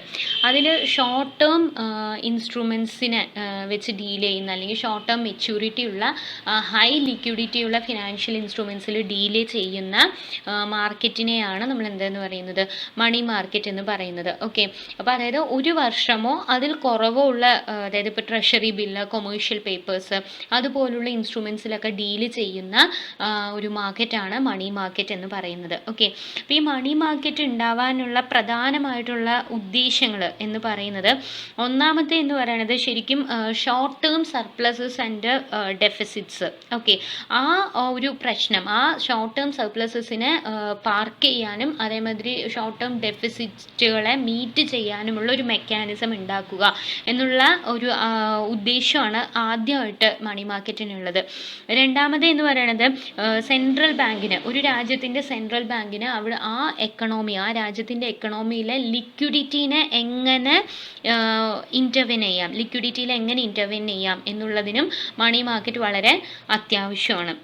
ആൻഡ് മൂന്നാമത്തത് എന്ന് പറയുന്നത് ഷോർട്ട് ടേം റിക്വയർമെൻറ്റ്സ്, അതായത് ഇപ്പം വർക്കിംഗ് ക്യാപിറ്റൽ റിക്വയർമെൻറ്റ്സ് ആയിക്കോട്ടെ, അതുപോലുള്ള ഷോർട്ട് ടേം റിക്വയർമെൻറ്റ്സ് മീറ്റ് ചെയ്യാനുള്ള, റിയലിസ്റ്റിക് ആയിട്ടുള്ള ഒരു ന്യായ വിലയ്ക്ക് മീറ്റ് ചെയ്യാനുള്ള ഒരു മെക്കാനിസം. ഈ 3 കാര്യങ്ങൾ കൊണ്ടാണ് മണി മാർക്കറ്റ് എന്ന് പറയുന്ന ഒരു മെക്കാനിസം ഉണ്ടായിരിക്കുന്നത്. ഓക്കെ, ഇതാണ് മണി മാർക്കറ്റിനെ കുറിച്ച് പറയാനുള്ളത്. അടുത്തത് എന്ന് പറയുന്നത് ഇമ്പോർട്ടൻസ് ഓഫ് മണി മാർക്കറ്റാണ്. എന്തുകൊണ്ടാണ് മണി മാർക്കറ്റ് ഇമ്പോർട്ടൻ്റ് ആയിട്ടുള്ളത്? ബിക്കോസ് അത് ഒരു എക്കണോമിയുടെ പല സെക്ടേഴ്സിനെയും ഹെൽപ്പ് ചെയ്യുന്ന ഒരു സംഭവമാണ്. പല സെക്ടേഴ്സിൻ്റെയും ഷോർട്ട് ടേം മണി റിക്വയർമെൻറ്റ്സ് മീറ്റ് ചെയ്യുന്നത് മണി മാർക്കറ്റാണ്. ഫോർ എക്സാമ്പിൾ ഒരു ഇൻഡസ്ട്രിക്ക് വന്നിട്ട് അതിന് വേണ്ട വർക്കിംഗ് ക്യാപിറ്റൽ റിക്വയർമെൻറ്റ്സ് അത് മീറ്റ് ചെയ്യുന്നത് ഷോർട്ട് ടേം ആയിട്ടുള്ള ലോണുകൾ, ഇപ്പോൾ ഓവർ ഡ്രാഫ്റ്റ്, ക്യാഷ് ക്രെഡിറ്റ്, അതുപോലുള്ള അതേമാതിരി തന്നെ ഇൻസ്ട്രുമെൻറ്റ്സ് ആണെങ്കിൽ ബില്ലുകൾ ഡിസ്കൗണ്ട് ചെയ്യുന്നതിലൂടെയോ കൊമേഴ്ഷ്യൽ പേപ്പറിലൂടെയോ ഒക്കെ ഒരു ഇൻഡസ്ട്രിക്ക് വേണ്ട short term working capital needs ഒക്കെ മീറ്റ് ചെയ്യുന്നത് ഇങ്ങനെ ഈ മണി മാർക്കറ്റാണ്, ഒന്നാമത്തെ കാര്യം. ആൻഡ് രണ്ടാമത്തേത് ട്രേഡിന് വന്നിട്ട് ഇൻറ്റേർണൽ ട്രേഡിനും അതേപോലെ തന്നെ ഇൻ്റർനാഷണൽ ട്രേഡിനും രണ്ടിനും മണി മാർക്കറ്റ് ഒരു ഇമ്പോർട്ടൻ്റ് ആയിട്ടുള്ളതാണ്. ഇപ്പോൾ ബില്ലുകൾ, ക്രെഡിറ്റിലാണ് എല്ലാവരും ഏകദേശം ട്രേഡ് നടത്തുന്നത്. അപ്പോൾ അവർക്ക് ആ ട്രേഡ് നടത്തുന്ന സമയത്ത് ആ ബില്ലുകൾ ഡിസ്കൗണ്ട് ചെയ്തിട്ട് അവർക്ക് ഫണ്ട് അവൈലബിലിറ്റി കൂടുതൽ മെച്ചപ്പെടുത്താനും ഷോർട്ട് ടേം റിക്വയർമെൻറ്റ്സ് അവരുടെ മീറ്റ് ചെയ്യാനും ഇതിലൂടെ സാധിക്കുന്നു. Next, profitable investment of excess reserves, അതായത് നമ്മുടെ കയ്യിൽ കുറച്ച് ഷോർട്ട് ടേം ആയിട്ട് കുറച്ച് എക്സസ് ആയിട്ട് പണമുണ്ട്. അപ്പോൾ അത് നമ്മൾ എവിടെയെങ്കിലും ഒന്ന് പാർക്ക് ചെയ്തു എന്ന് വെച്ച് കഴിഞ്ഞാൽ നമുക്ക് അഡീഷണൽ ആയിട്ട് ഒരു ചെറിയ രീതിയിലാണെങ്കിലും ഇൻട്രസ്റ്റ് കിട്ടും. അപ്പോൾ നമ്മുടെ ടൈം വാല്യൂ ഓഫ് മണി എന്നുള്ള കോൺസെപ്റ്റിൻ്റെ ബേസിസിൽ നമുക്ക് വളരെ പ്രോഫിറ്റബിൾ ആയിട്ട് എന്ത് ചെയ്യാൻ പറ്റും, ഈ മണി മാർക്കറ്റ് മെക്കാനിസത്തിലൂടെ പല ഇൻസ്ട്രുമെൻറ്റ്സ് നമുക്ക് അവൈലബിൾ ആണ്. അതിലൂടെ നമുക്ക് നമ്മുടെ അധികമുള്ള റിസർവ്സ് നമുക്ക് എന്ത് ചെയ്യാൻ പറ്റും, ഇൻവെസ്റ്റ് ചെയ്യാൻ പറ്റും. അതേ സമയത്ത് നമ്മുടെ ലിക്വിഡിറ്റി എന്ത് ചെയ്യാൻ പറ്റും, സഫർ ചെയ്യേണ്ടതുമില്ല. ഓക്കെ, ലിക്വിഡിറ്റി ഒരിക്കലും സഫർ ചെയ്യൂല. ആൻഡ് നെക്സ്റ്റ് എന്ന് പറയുന്നത് സെൽഫ് സഫിഷ്യൻസി ഓഫ് കൊമേഴ്ഷ്യൽ ബാങ്കുകൾ എന്തിനാണ് മണി മാർക്കറ്റിനെ ഡിപ്പെൻഡ് ചെയ്യണമെന്ന് വെച്ച് കഴിഞ്ഞാൽ, ഒന്നാമത്തെ അവർക്ക് ഒരുപാട് സ്റ്റാറ്റ്യൂട്ടറി റിക്വയർമെൻറ്റ്സ്, CRR, SLR, അതായത് cash reserve ratio, statutory liquidity ratio, അതുപോലുള്ള റേഷ്യോ ഇത് നിയമപരമായിട്ട് കുറേ കാര്യങ്ങൾ മീറ്റ് ചെയ്യേണ്ടതുണ്ട്. അതിന് ഫണ്ട് കുറവുള്ള സമയത്തോ അല്ലെങ്കിൽ അതിൻ്റെ ഷോർട്ട് ടേം ആയിട്ടുള്ള റിക്വയർമെൻറ്റ്സ്, കസ്റ്റമർ റിക്വയർമെൻറ്റ്സോ കാര്യങ്ങളൊന്നും മീറ്റ് ചെയ്യാൻ പറ്റാത്ത സമയത്ത് ആ സമയത്ത് മണി മാർക്കറ്റിനെ കൊമേഴ്ഷ്യൽ ബാങ്കുകൾ കൊമേഴ്ഷ്യൽ ബാങ്കുകളെ ഹെൽപ്പ് ചെയ്യാറുണ്ട്. ഇപ്പോൾ കോൾ മണി അതിലൂടെയൊക്കെ. ദെൻ സെൻട്രൽ ബാങ്കിനെ എങ്ങനെ ഹെൽപ്പ് ചെയ്യണമെന്ന് വെച്ച് കഴിഞ്ഞാൽ, ഒരു രാജ്യത്തിൻ്റെ സെൻട്രൽ ബാങ്കിന് അതിൻ്റെ എക്കണോമിയുടെ ലിക്വിഡിറ്റി മാനേജ് ചെയ്യുന്നത് അല്ലെങ്കിൽ മെയിൻറ്റെയിൻ ചെയ്യുന്നത്, ലിക്വിഡിറ്റിയിൽ ഇടപെടുന്നത് ഇതിലൂടെയാണ്, മണി മാർക്കറ്റ് മെക്കാനിസത്തിലൂടെയാണ് ചെയ്യുന്നത്. ഓക്കെ, അപ്പോൾ അങ്ങനെ പ്രോപ്പറായിട്ടുള്ള ഇൻട്രസ്റ്റ് റേറ്റിൽ ചേഞ്ചസ് ഒക്കെ വരുത്തിയിട്ട് അങ്ങനെയാണ് ചെയ്യുന്നത്. അതേമാതിരി തന്നെ ഒരു എക്കണോമിയിലെ വേരിയസ് സബ് മാർക്കറ്റ്സ് അല്ലെങ്കിൽ സെൻട്രൽ ബാങ്കിൻ്റെ കീഴിലുള്ള ഒരുപാട് സബ് മാർക്കറ്റ്സ് അല്ലെങ്കിൽ ഇൻസ്റ്റിറ്റ്യൂഷൻസിനെയൊക്കെ റെഗുലേറ്റ് ചെയ്യുന്നതും ഈ മണി മാർക്കറ്റിൽ മെക്കാനിസത്തിലൂടെയാണ്. അപ്പം അങ്ങനെയും ഹെൽപ്പ് ചെയ്യുന്നുണ്ട്. ഇതൊക്കെയാണ്. പിന്നെ ഗവൺമെൻറ്റിനെ ഹെൽപ്പ് ചെയ്യുന്നുണ്ട് സേവിങ്സ് ആൻഡ് ഇൻവെസ്റ്റ്മെൻറ്റ് ഇൻക്രീസ് ചെയ്യാൻ. പിന്നെ മറ്റു ക്യാപിറ്റൽ മാർക്കറ്റിന് ഡെവലപ്മെൻറ്റിന് ഹെൽപ്പ് ചെയ്യുന്നുണ്ട്.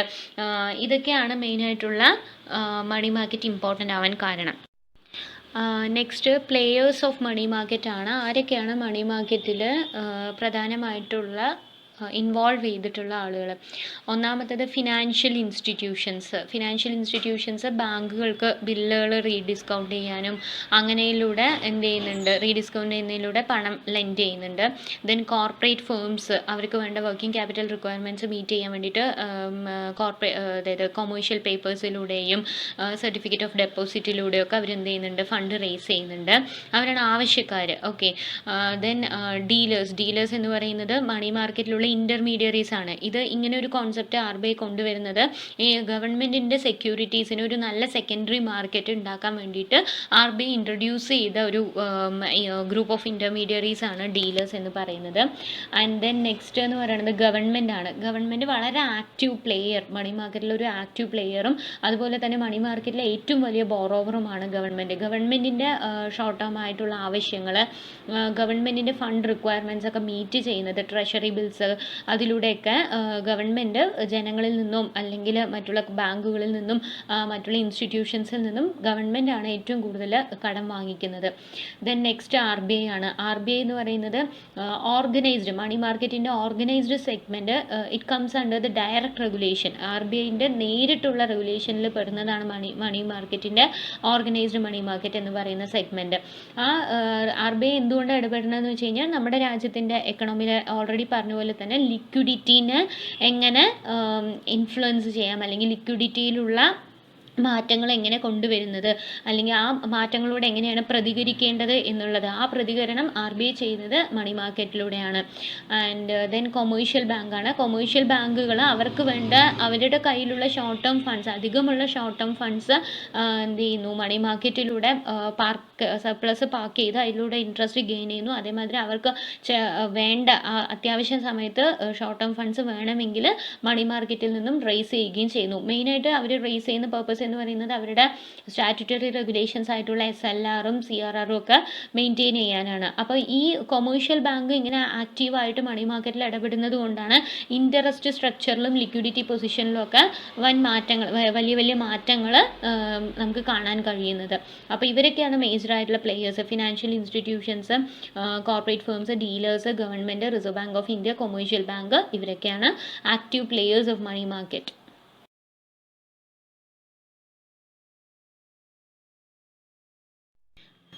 അടുത്തതായിട്ടുള്ള ഒരു പ്രധാനപ്പെട്ട ഏരിയയാണ് മണി മാർക്കറ്റിലുള്ള ഇൻസ്ട്രുമെൻറ്റ്സ് അല്ലെങ്കിൽ സെഗ്മെൻറ്റ്സ് എന്നും നമുക്ക് പറയാം.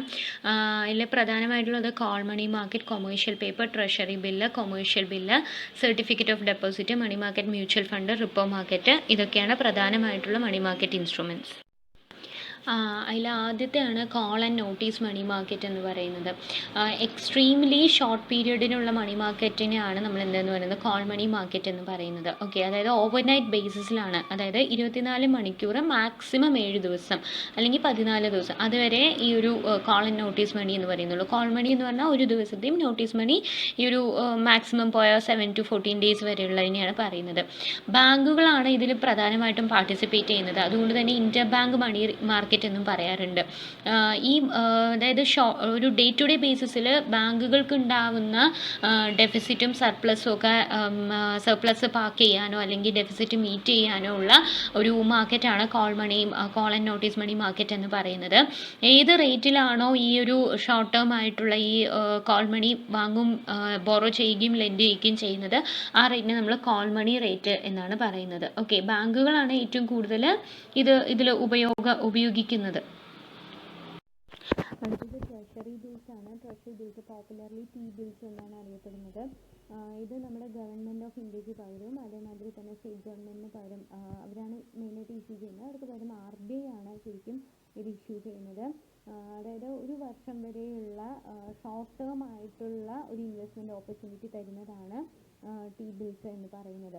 മിനിമം എമൗണ്ട് എന്ന് പറയുന്നത് 25,000 രൂപയാണ്. അതിൻ്റെ മൾട്ടിപ്പിൾസ് ആയിട്ട് നമുക്ക് എന്ത് ചെയ്യാം, T-ബിൽസ് അവൈലബിൾ ആണ്. പിന്നെ T-ബിൽസ് എങ്ങനെയാണെന്ന് വെച്ച് കഴിഞ്ഞാൽ നമ്മൾ ഇഷ്യൂ ചെയ്യുന്നത് ഡിസ്കൗണ്ടിലും അതേമാതിരി റിഡീം ചെയ്യുന്നത് പാറിലായിരിക്കും. അപ്പോൾ ആ ഡിസ്കൗണ്ടും പാറും തമ്മിലുള്ള ആ ഒരു വ്യത്യാസമാണ് നമുക്ക് അതിന് കിട്ടുന്ന ഇൻട്രസ്റ്റ് എന്ന് പറയുന്നത്.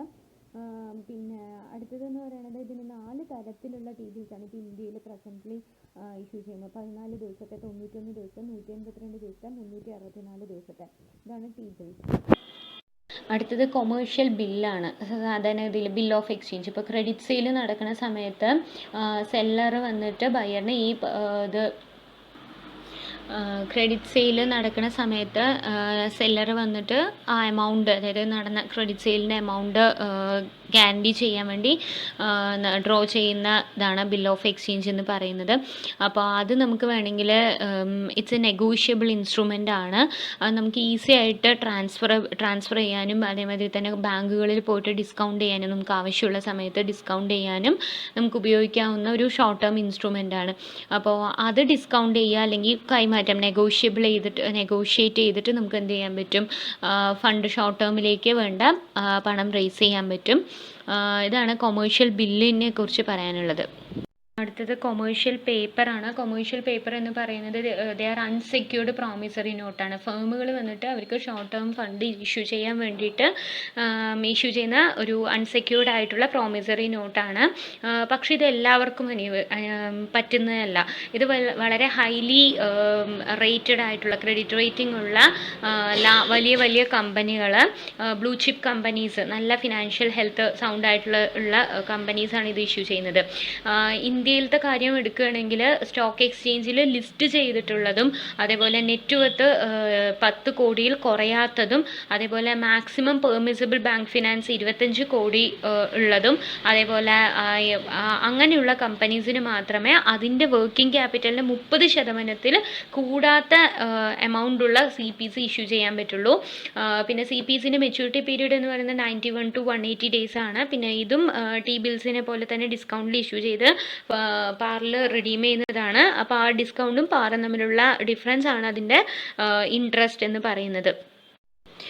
നെക്സ്റ്റ് സർട്ടിഫിക്കറ്റ് ഓഫ് ഡെപ്പോസിറ്റ് ആണ്. സർട്ടിഫിക്കറ്റ് ഓഫ് ഡെപ്പോസിറ്റ് RBI 1989 ഇന്ത്യയിൽ ഇൻട്രൊഡ്യൂസ് ചെയ്യുന്നത്. ഇതിൻ്റെ മെയിൻ ആയിട്ടുള്ള ഉദ്ദേശം എന്ന് പറയുന്നത് കൊമേഴ്ഷ്യൽ ബാങ്കുകളെ മാർക്കറ്റിൽ നിന്നും ഷോർട്ട് ടേം ഫണ്ട്സ് റേസ് ചെയ്യാൻ അനുവദിക്കുക എന്നുള്ളതാണ്.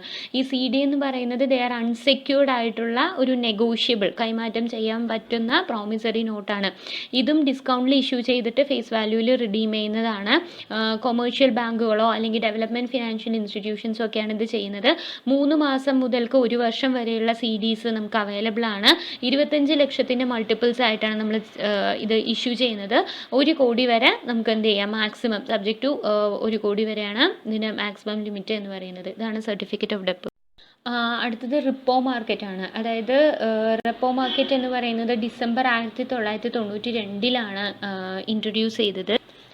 റിപ്പോ എന്ന് പറയുന്നത് ഒരു റീപർച്ചേസ് എഗ്രിമെൻ്റ് ആണ്. അതായത് ഒരു സെക്യൂരിറ്റി നമ്മളിപ്പോൾ സെല്ല് ചെയ്യുന്നു, അണ്ടർ എ കണ്ടീഷൻ ഫ്യൂച്ചർ ഒരു പ്രീ ഡിറ്റർമിൻഡ് മുൻകൂട്ടി നിശ്ചയിച്ച ഒരു റേറ്റിലും ഡേറ്റിലും നമ്മൾ വീണ്ടും വാങ്ങിക്കാം എന്നുള്ള ഒരു എഗ്രിമെൻറ്റിന് മേലെ നമ്മൾ എന്ത് ചെയ്യുന്നു, ഈ ഒരു സെക്യൂരിറ്റി വിൽക്കുന്നതിനെയാണ് നമ്മൾ എന്തെന്ന് പറയുന്നത്, റിപ്പോ എന്ന് പറയുന്നത്. റിപ്പോ ട്രാൻസാക്ഷൻസ് യൂഷ്വലി ബാങ്കുകളും ഫിനാൻഷ്യൽ ഇൻസ്റ്റിറ്റ്യൂഷൻസും തമ്മിലോ അല്ലെങ്കിൽ ബാങ്കുകൾ പരസ്പരമോ ഈവൻ RBIയും റിപ്പോ അണ്ടർടേക്ക് ചെയ്യാറുണ്ട്. ഓക്കെ, ഇതാണ് റിപ്പോ മാർക്കറ്റ് എന്ന് പറയുന്നത്.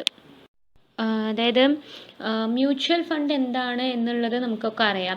അതായത് മ്യൂച്വൽ ഫണ്ട് എന്ന് പറഞ്ഞാൽ എന്താണ്, ഇൻഡിവിജ്വൽ ഇൻവെസ്റ്റേഴ്സിന് പലപ്പോഴും നമുക്ക് മാർക്കറ്റിനെ കുറിച്ചിട്ടോ കമ്പനികളെ കുറിച്ചിട്ടോ അറിവില്ലാത്തത് കൊണ്ട് തന്നെ അവരൊരു മ്യൂച്വൽ ഫണ്ട് ഇൻവെസ്റ്റ് ചെയ്യുന്നു. മ്യൂച്വൽ ഫണ്ട് എന്ന് പറയുന്നത് ഇറ്റ്സ് എ പ്രൊഫഷണലി മാനേജ്ഡ് ആയിട്ടുള്ള ഒരു ഇൻസ്റ്റിറ്റ്യൂഷണൽ ഇൻവെസ്റ്റ്മെൻ്റ് ആണ് ഈ മ്യൂച്വൽ ഫണ്ട് എന്ന് പറയുന്നത്. അവർ നോക്കി ഏതാണോ നമുക്ക് ബെറ്റർ ആയിട്ടുള്ളത് അങ്ങനത്തെ സെക്യൂരിറ്റീസിൽ ഇൻവെസ്റ്റ് ചെയ്യുന്ന ഒരു ഇൻസ്റ്റിറ്റ്യൂഷനാണ് മ്യൂച്വൽ ഫണ്ട് എന്ന് പറയുന്നത്. അപ്പോൾ ആ ഒരു മ്യൂച്വൽ ഫണ്ട് എന്ന് പറയുന്നത് സാധാരണഗതിയിൽ ക്യാപിറ്റൽ മാർക്കറ്റിൽ മാത്രമായിരുന്നു നമുക്ക് മ്യൂച്വൽ ഫണ്ട് അവൈലബിൾ ഉണ്ടായിരുന്നത്. പക്ഷേ 1992 മണി മാർക്കറ്റിലും RBI mutual fund, money market mutual fund MMF എന്ന് പറയുന്നത് ചെയ്തത്. അതായത് ഇതിൻ്റെ മെയിനായിട്ടുള്ള ഉദ്ദേശം എന്ന് പറയുന്നത് അഡീഷണൽ ഷോർട്ട് ടേം അവന്യൂ, അതായത് ഇൻഡിവിജ്വൽ പലപ്പോഴും ഇതിനെക്കുറിച്ചിട്ടൊന്നും അറിവില്ലാത്ത ഇൻഡിവിജ്വൽ ഇൻവെസ്റ്റേഴ്സിന് ഷോർട്ട് ടേം ഫണ്ടിനുള്ള ഒരു അവന്യൂ ഉണ്ടാക്കി കൊടുക്കുക എന്നുള്ള ഉദ്ദേശത്തോടു കൂടിയിട്ടാണ് ഇത് തുടങ്ങിയത്. ആൻഡ് ഈ മണി മാർക്കറ്റ് മ്യൂച്വൽ ഫണ്ട് എന്ന് പറയുന്നത് usually it's an open ended ആയിട്ടുള്ള മ്യൂച്വൽ ഫണ്ടാണ്. ഷോർട്ട് ടേം ഡെപ്റ്റ് സെക്യൂരിറ്റീസിലാണ് കൂടുതലായിട്ടും ഇത് എന്ത് ചെയ്യുന്നത്, ഇൻവെസ്റ്റ് ചെയ്യുന്നത്. ഓക്കെ, പിന്നെ നമ്മൾ ഓൾറെഡി പറഞ്ഞിട്ടുണ്ടായിരുന്നു മണി മാർക്കറ്റിൽ ഒരു പ്രധാനപ്പെട്ട സെഗ്മെൻ്റാണ് അൺഓർഗനൈസ്ഡ് മണി മാർക്കറ്റ്. ഇതെന്ന് പറയുന്നത് RBIൻ്റെ കൺട്രോളിൽ വരാത്ത ഇതാണ്. അതായത് ഇവർ മെയിനായിട്ട് ചെറിയ രീതിക്ക് ചെറിയ ബിസിനസ്മാനോ ചെറിയ ഫാമേഴ്സിനോ ഒക്കെ അവരുടെ ഫിനാൻഷ്യൽ നീഡ്സ് ലോക്കലായിട്ട് മീറ്റ് ചെയ്യുന്ന ഒരു സെഗ്മെൻറ്റ് ഓഫ് മാർക്കറ്റാണ് മണി മാർക്കറ്റ് എന്ന് പറയുന്നത്. പക്ഷേ ഇന്ത്യയിൽ ഏറ്റവും കൂടുതലും കുറേ ഒരു വലിയ percentage of money market transactions നടക്കുന്നത് അൺഓർഗനൈസ്ഡ് മണി മാർക്കറ്റ്സിലൂടെ ാണ്. ഇവർ എന്ന് പറയുന്നത് പ്രധാനമായിട്ടും ഇൻഡിജിനസ് ബാങ്കേഴ്സ് അല്ലെങ്കിൽ money lenders, non banking financial companies like chit funds അതുപോലുള്ള സ്ഥാപനങ്ങളാണ്. ഇവരുടെ ഒരു പ്രധാനപ്പെട്ട പോരായ്മ എന്ന് പറയുന്നത് പലപ്പോഴും ഇവർ പ്രൊഡക്റ്റീവ് ആയിട്ടുള്ള കാര്യങ്ങൾക്കായിരിക്കില്ല എന്ത് ചെയ്യുക ഫണ്ടുകൾ കൊടുക്കുന്നത്. അതേപോലെ തന്നെ എക്സോബിറ്റൻ്റ് ആയിട്ടുള്ള റേറ്റ് ഓഫ് ഇൻട്രസ്റ്റ് ആളുകളിൽ നിന്നും വാങ്ങിക്കുകയും ചെയ്യും. RBI വന്നിട്ട് ഇവരെയും ഓർഗനൈസ്ഡ് പെർവ്യൂവിലേക്ക് കൊണ്ടുവരാൻ വേണ്ടി ഒരുപാട് കാര്യങ്ങൾ ചെയ്തുകൊണ്ടിരിക്കുന്നുണ്ട്. നെക്സ്റ്റ് നമ്മുടെ മൊഡ്യൂൾ എന്ന് പറയുന്നത് ക്യാപിറ്റൽ മാർക്കറ്റ് ആണ്. നമ്മൾ ക്യാപിറ്റൽ മാർക്കറ്റ് എന്ന് പറഞ്ഞാൽ ഓൾറെഡി പറഞ്ഞു, ഫിനാൻഷ്യൽ മാർക്കറ്റിലെ ലോങ് ടേം ഫിനാൻസിനുള്ള ഒരു സെഗ്മെൻറ്റ്, ഫിനാൻഷ്യൽ മാർക്കറ്റ് സെഗ്മെൻ്റ് ആണ് ക്യാപിറ്റൽ മാർക്കറ്റ് എന്ന് പറയുന്നത്. അതായത് ലോങ് ടേം ആയിട്ടുള്ള ഡെപ്റ്റ്, ഇക്വിറ്റി, സെക്യൂരിറ്റീസ് തന്നെ വാങ്ങിക്കാനും വിൽക്കാനും നമ്മളെ സഹായിക്കുന്നതാണ് ക്യാപിറ്റൽ മാർക്കറ്റ് എന്ന് പറയുന്നത്.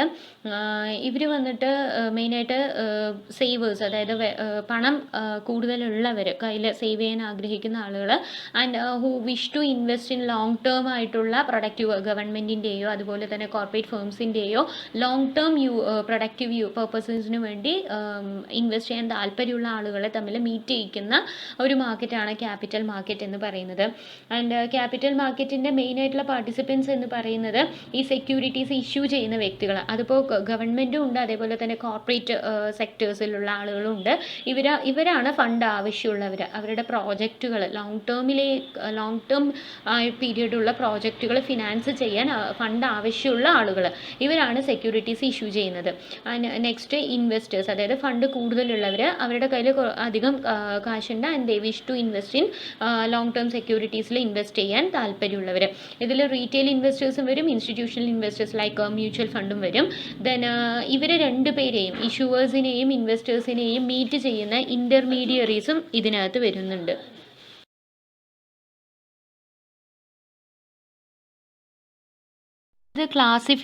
അടുത്തത് ക്ലാസിഫിക്കേഷൻ ഓഫ് ക്യാപിറ്റൽ മാർക്കറ്റ് ആണ്. അതായത് ക്യാപിറ്റൽ മാർക്കറ്റിനെ നമ്മൾ പ്രധാനമായിട്ട് രണ്ടായിട്ട് ക്ലാസിഫൈ ചെയ്യുന്നു. പ്രൈമറി മാർക്കറ്റും സെക്കൻഡറി മാർക്കറ്റും. പ്രൈമറി മാർക്കറ്റിൽ നമ്മൾ ഫണ്ട് റേസ് ചെയ്യുന്നത് പബ്ലിക് ഇഷ്യൂയിലൂടെ, right issue, bonus issue, private placement, ഈ പ്രൊസീജിയേഴ്സിലൂടെയാണ് നമ്മൾ ഇഷ്യൂ ചെയ്യുന്നത്. സെക്കൻഡറി മാർക്കറ്റിലാണെങ്കിൽ സ്റ്റോക്ക് എക്സ്ചേഞ്ചസിലൂടെയാണ് നമ്മൾ എന്ത് ചെയ്യുന്നത്, ഫണ്ട് റേസ് ചെയ്യുന്നത്. ഓക്കെ, ദെൻ ഇതിൽ ഫണ്ട് ആദ്യം വരുന്നത് എന്ന് പറയുന്നത് നമ്മളിപ്പോൾ പറഞ്ഞ പോലെ പ്രൈമറിയും സെക്കൻഡറിയും ഉണ്ട്. അതിൽ എന്താണ് പ്രൈമറി മാർക്കറ്റ്? പ്രൈമറി മാർക്കറ്റ് എന്ന് പറയുന്നത് ഷെയർസ് ആയിക്കോട്ടെ, ഡിബെഞ്ചേഴ്സ് ആയിക്കോട്ടെ, അല്ലെങ്കിൽ ഏത് തരം സെക്യൂരിറ്റീസും ആദ്യമായിട്ട് ലോങ് ടേം ക്യാപിറ്റൽ റേസ് ചെയ്യാൻ വേണ്ടിയിട്ട്, കളക്ട് ചെയ്യാൻ വേണ്ടിയിട്ട് ഇഷ്യൂ ചെയ്യുന്ന, ആദ്യം for the first time issue ചെയ്യുന്നതിനെയാണ് നമ്മൾ എന്താണെന്ന് പറയുന്നത്, ആ മാർക്കറ്റിനെയാണ് പ്രൈമറി മാർക്കറ്റ് എന്ന് പറയുന്നത്. Okay, and this is concern with new issue. അതുകൊണ്ട് തന്നെ ന്യൂ ഇഷ്യൂ മാർക്കറ്റ് എന്നാണ് പറയുന്നത്. പിന്നെ ഇതെന്ന് പറയുന്നത് പ്രത്യേകത എന്ന് പറയുന്നത്, ഇതിനൊരു മാർക്കറ്റ്, ഇപ്പോൾ സ്റ്റോക്ക് എക്സ്ചേഞ്ച് പോലെ ഒരു ഫിസിക്കലായിട്ടുള്ളൊരു ഇതൊന്നുമില്ല. ഒരു കമ്പനി ആദ്യമായിട്ടോ അല്ലെങ്കിൽ ഫെർദർ ആയിട്ട് നെക്സ്റ്റ് ടൈം ഫസ്റ്റ് ആയിട്ട് ആ ഷെയർസ് ഇഷ്യൂ ചെയ്യുന്നു അല്ലെങ്കിൽ ഡിബെഞ്ചേഴ്സ് ഇഷ്യൂ ചെയ്യുന്നു എന്നുണ്ടെങ്കിൽ അത് നടക്കുന്ന ഇതാണ് പ്രൈമറി മാർക്കറ്റ് എന്ന് പറയുന്നത്. ഓക്കെ, ഡയറക്റ്റ് ആയിട്ട് പ്രൈമറി മാർക്കറ്റിൻ്റെ പ്രത്യേകത എന്ന് പറയുന്നത് ഡയറക്റ്റ് ആയിട്ട് ക്യാപിറ്റൽ കമ്പനീസിൻ്റെ പ്രോജക്റ്റുകൾ ഫിനാൻസ് ചെയ്യാൻ വേണ്ടിയിട്ട് പ്രൊവൈഡ് ചെയ്യുന്നു എന്നുള്ളതാണ് പ്രൈമറി മാർക്കറ്റിൻ്റെ പ്രത്യേകത. ഓക്കെ, ദെൻ ഇതിന് ഇഷ്യൂസ് എങ്ങനെയൊക്കെയാണ് ചെയ്യുന്നതെന്ന് വെച്ച് കഴിഞ്ഞാൽ, നമുക്ക് പബ്ലിക് ഇഷ്യൂ ഉണ്ട്, റൈറ്റ് ഇഷ്യൂ ഉണ്ട്, പ്രൈവറ്റ് പ്ലേസ്മെൻ്റ് ഉണ്ട്. ഓക്കെ, അതിൽ ആദ്യം വരുന്നത് റൈറ്റ് ഇഷ്യൂ എന്ന് പറയുന്നത് ഓൾറെഡി എക്സിസ്റ്റിംഗ് ആയിട്ടുള്ള ഷെയർ ഹോൾഡേഴ്സിന് അവർക്ക് അവരുടെ ഷെയർസിൻ്റെ ബേസിസിൽ ആദ്യം നമ്മളൊരു ഷെയർസ് ഇഷ്യൂ ചെയ്യുന്നതിന് മുൻപ്, പുറത്ത് ഇഷ്യൂ ചെയ്യുന്നതിന് മുൻപ് അവർക്ക് അത് വാങ്ങിക്കാനുള്ള ഒരു റൈറ്റ് കൊടുക്കുകയാണ് ചെയ്യുന്നത്. ആ റൈറ്റ് എന്ന് പറയുന്നത് ഈ മാർക്കറ്റ് പ്രൈസിനേക്കാളും യൂഷ്വലി എന്ത് ചെയ്യാനാണ് സാധ്യത, കുറവാകാനാണ് സാധ്യത. ആ റൈറ്റ് വേണമെങ്കിൽ അവർക്ക് എക്സസൈസ് ചെയ്യാം, ഇല്ലെങ്കിൽ അവർക്ക് എന്ത് ചെയ്യാം, ആ റൈറ്റ് വേറൊരാൾക്ക് കൊടുക്കാം, അല്ലെങ്കിൽ അത് വേണ്ട എന്ന് വെക്കാം. ഓക്കെ, ഇതാണ് റൈറ്റ് ഇഷ്യൂ എന്ന് പറയുന്നത്. ദെൻ അടുത്തത് എന്ന് പറയണത് അതേപോലെ തന്നെ ബോണസ് ഇഷ്യൂ ഉണ്ട്. ബോണസ് ഇഷ്യൂ എന്ന് പറയുമ്പോൾ ഒരു കമ്പനീൻ്റെ ഷെയർ ഹോൾഡേഴ്സിന് ഇപ്പോൾ ഡിവിഡൻഡ് കൊടുക്കുന്നതിന് പകരം ഫുള്ളി പെയ്ഡ് ആയിട്ടുള്ള ഷെയർസ് ഇഷ്യൂ ചെയ്യാം. ഇതിന് അഡീഷണൽ ആയിട്ട് ഒരു പേയ്മെൻറ്റും ആ ഷെയർ ഹോൾഡർ നടത്തേണ്ടതില്ല. ബോണസ് ഷെയർസ് ഇഷ്യൂ ചെയ്യുന്നത് എന്ന് പറയുന്നത് അവരുടെ എക്സിസ്റ്റിംഗ് ഷെയർസ് എത്രയാണോ അതിൻ്റെ പ്രൊപ്പോർഷണലായിട്ടായിരിക്കും അവർക്ക് ബോണസ് ഷെയർ കിട്ടുന്നത് ഷെയർ ഹോൾഡേഴ്സിന്. ദെൻ നെക്സ്റ്റ് എന്ന് പറയുന്നത് പബ്ലിക് ഇഷ്യൂ ആണ്. പബ്ലിക് ഇഷ്യൂവിൽ തന്നെ ഇനീഷ്യൽ പബ്ലിക് ഓഫറിങ്സും ഉണ്ട്, അതേപോലെ തന്നെ ഫെർദർ പബ്ലിക് ഓഫറിങ്സും ഉണ്ട്. ഓക്കെ, അതിൽ ഇനീഷ്യൽ പബ്ലിക് ഓഫറിംഗ് എന്ന് പറയുമ്പോൾ എന്താ ഉദ്ദേശിക്കുന്നത്, ആദ്യമായിട്ട് നമ്മൾ എന്ത് ചെയ്യണം, പബ്ലിക്കിന് മുന്നിൽ ഫസ്റ്റ് ആയിട്ട് അൺലിസ്റ്റഡ് ആയിട്ടുള്ളൊരു കമ്പനി അതിന് പണത്തിന് വേണ്ടിയിട്ട് ഫ്രഷ് ആയിട്ട് four the first time in the history of that company issue ചെയ്യുന്നതാണ് ഇനീഷ്യൽ പബ്ലിക് ഓഫറിങ്സ് എന്ന് പറയുന്നത്. ഇതിന് ശേഷമാണ് ലിസ്റ്റിങ്ങും പിന്നീടുള്ള ട്രേഡിങ്ങും ഒക്കെ നടക്കുന്നത്. അടുത്തത് ഫർദർ പബ്ലിക് ഓഫർ എന്ന് പറഞ്ഞാൽ ഓൾറെഡി ലിസ്റ്റഡ് ആയിട്ടുള്ള ഒരു കമ്പനി വന്നിട്ട് ഓഫർ ഫോർ സെയിലിലൂടെയോ അല്ലെങ്കിൽ പബ്ലിക്കിൻ്റെ അടുത്തുനിന്നോ പണം റേസ് ചെയ്യുന്നതിനെയാണ് ഫർദർ പബ്ലിക് ഓഫർ എന്ന് പറയുന്നത്. ഓക്കെ, ദെൻ നെക്സ്റ്റ് എന്ന് പറയുന്നത് പ്രൈവറ്റ് പ്ലേസ്മെൻ്റ് ആണ്. പ്രൈവറ്റ് പ്ലേസ്മെൻറ്റ് എന്ന് പറയുന്നത് ഒരു ഗ്രൂപ്പ് ഓഫ്, ഒരു ചെറിയ ഗ്രൂപ്പ് ഓഫ് പേഴ്സൺ, അതായത് കമ്പനീൻ്റെ പ്രൊമോട്ടേഴ്സിനോ അല്ലെങ്കിൽ അതിൻ്റെ ഇമ്പോർട്ടൻ്റ് ആയിട്ടുള്ള പേഴ്സൺസിനെ അറിയാവുന്ന ഒരു ചെറിയ ഗ്രൂപ്പ് ഓഫ് ആളുകളിലേക്ക് മാത്രം ഈ ഷെയർസ് ഇഷ്യൂ ചെയ്യുന്നതിനെയാണ് ക്യാപിറ്റൽ ഇഷ്യൂ ചെയ്യാൻ വേണ്ടിയിട്ട് ചെയ്യുന്നത്. പലരും ഇത് ഫോളോ ചെയ്യാറുണ്ട്. കുറച്ചുകൂടി ചീപ്പസ്റ്റും അതേപോലെ തന്നെ ഫാസ്റ്റർ ആയിട്ടുള്ള വേ ആണ് ഈ ഒരു പ്രൈവറ്റ് പ്ലേസ്മെൻറ്റ് എന്ന് പറയുന്നത്. പക്ഷെ അത്രത്തോളം കോണ്ടാക്ട്സും ഇത് ഉണ്ടാവണം എന്ന് മാത്രം. ഓക്കെ, ദെൻ ഇതാണ് ക്ലാസിഫിക്കേഷൻ ഓഫ് ഇഷ്യൂവിനെ കുറിച്ച് പറയാനുള്ളത്.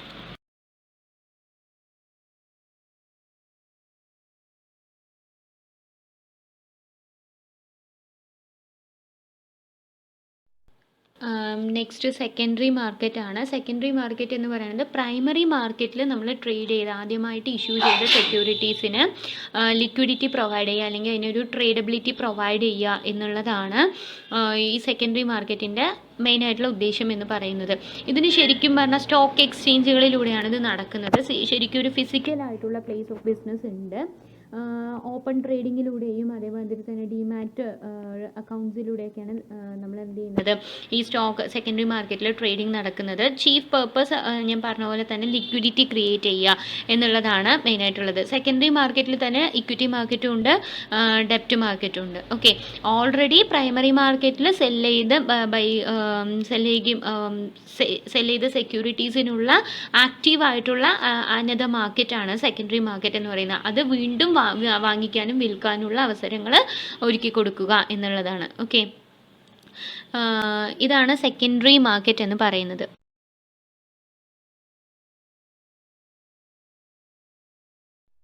സ്റ്റോക്ക് എക്സ്ചേഞ്ച് ആണ് അടുത്തത്. സ്റ്റോക്ക് എക്സ്ചേഞ്ച് എന്ന് പറയുന്നത് നമ്മുടെ സ്റ്റോക്കുകളായിക്കോട്ടെ, ഷെയർസോ അല്ലെങ്കിൽ മറ്റുള്ള സെക്യൂരിറ്റീസോ ഒക്കെ വാങ്ങിക്കുകയും വിൽക്കുകയും ചെയ്യുന്ന പ്ലേസ്. ഓക്കെ, അപ്പോൾ അതായത് ഗ്രൂപ്പ് ഓഫ് പേഴ്സൺസോ അല്ലെങ്കിൽ ഏതെങ്കിലും ഒരു ഓർഗനൈസേഷൻ ആയിക്കോട്ടെ, നമുക്ക് ഈ ഒരു സെക്യൂരിറ്റീസ് വാങ്ങിക്കാനും വിൽക്കാനുമുള്ള ഫെസിലിറ്റി പ്രൊവൈഡ് ചെയ്യുന്ന മാർക്കറ്റ് പ്ലേസ്, അതാണ് സ്റ്റോക്ക് എക്സ്ചേഞ്ച് എന്ന് പറയുന്നത്. ദെൻ ഇന്ത്യയിലെ പ്രധാനപ്പെട്ട stock exchange Bombay stock exchange, national stock exchange, പിന്നെ over the counter of exchange of India, regional stock exchange കുറേ എണ്ണമുണ്ട്.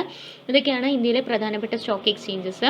ദെൻ സ്റ്റോക്ക് എക്സ്ചേഞ്ചിൻ്റെ പ്രധാനപ്പെട്ട ഫങ്ഷൻസ് എന്തൊക്കെയാണെന്ന് പറഞ്ഞു കഴിഞ്ഞാൽ, ഇൻഡിവിജ്വൽസിനെ അവരുടെ പണം സേവ് ചെയ്യാനും ഇൻവെസ്റ്റ് ചെയ്യാനും മോട്ടിവേറ്റ് ചെയ്യുക, അവരുടെ ഇൻവെസ്റ്റ്മെൻറ്റ് സേഫ് ആണ് എന്നുള്ളത് ഉറപ്പ് വരുത്തുക, പ്രൊഡക്റ്റീവ് ആയിട്ടുള്ള കാര്യങ്ങൾക്കാണ് ഇത് പോകുന്നത് എന്ന് ഉറപ്പ് വരുത്തുക. അതേപോലെ തന്നെ നല്ല രീതിയിൽ ലിക്വിഡിറ്റി പ്രൊവൈഡ് ചെയ്യുക, ആക്റ്റീവായിട്ട് നമ്മുടെ ഇൻവെസ്റ്റ്മെൻറ്റ്സ് അല്ലെങ്കിൽ സെക്യൂരിറ്റീസ് വിൽക്കാനുള്ള ലിക്വിഡിറ്റി പെട്ടെന്ന് എപ്പോൾ വിചാരിച്ചാലും അതിനെ ക്യാഷ് ആക്കാൻ പറ്റുന്ന രീതിയിലുള്ള ഒരു ഫെസിലിറ്റി പ്രൊവൈഡ് ചെയ്യുക. അതേപോലെ തന്നെ ഓർഗനൈസ്ഡ് ആയിട്ടുള്ള ഇൻഡസ്ട്രീൻ്റെയും ട്രേഡിൻ്റെയും ബിസിനസ്സിൻ്റെയും ഒക്കെ ക്യാപിറ്റൽ നീഡ്സ് മീറ്റ് ചെയ്യുക. ഇതൊക്കെയാണ് ഫങ്ഷൻസ് ഓഫ് സ്റ്റോക്ക് എക്സ്ചേഞ്ച് എന്ന് പറയുന്നത്.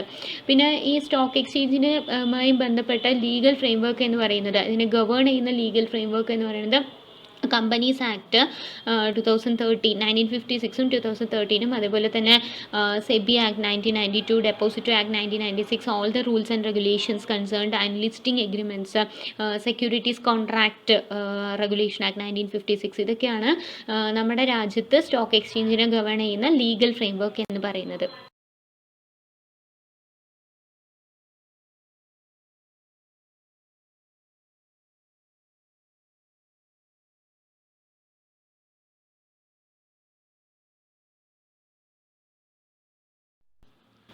നെക്സ്റ്റ് ലിസ്റ്റിംഗ് ആണ്. ലിസ്റ്റിംഗ് എന്നതുകൊണ്ട് ഉദ്ദേശിക്കുന്നത് ഒരു കമ്പനീൻ്റെ സെക്യൂരിറ്റീസിന് റെക്കഗ്നൈസ്ഡ് ആയിട്ടുള്ള, നമ്മുടെ രാജ്യത്തുള്ള റെക്കഗ്നൈസ്ഡ് സ്റ്റോക്ക് എക്സ്ചേഞ്ചിൽ ആ കമ്പനീൻ്റെ സെക്യൂരിറ്റീസിനെ അഡ്മിറ്റ് ചെയ്യുക അല്ലെങ്കിൽ അതിനെ എൻറ്റർ ചെയ്യുക, അതാണ് എന്തെന്ന് പറയുന്നത് ലിസ്റ്റിംഗ് എന്ന് പറയുന്നത്.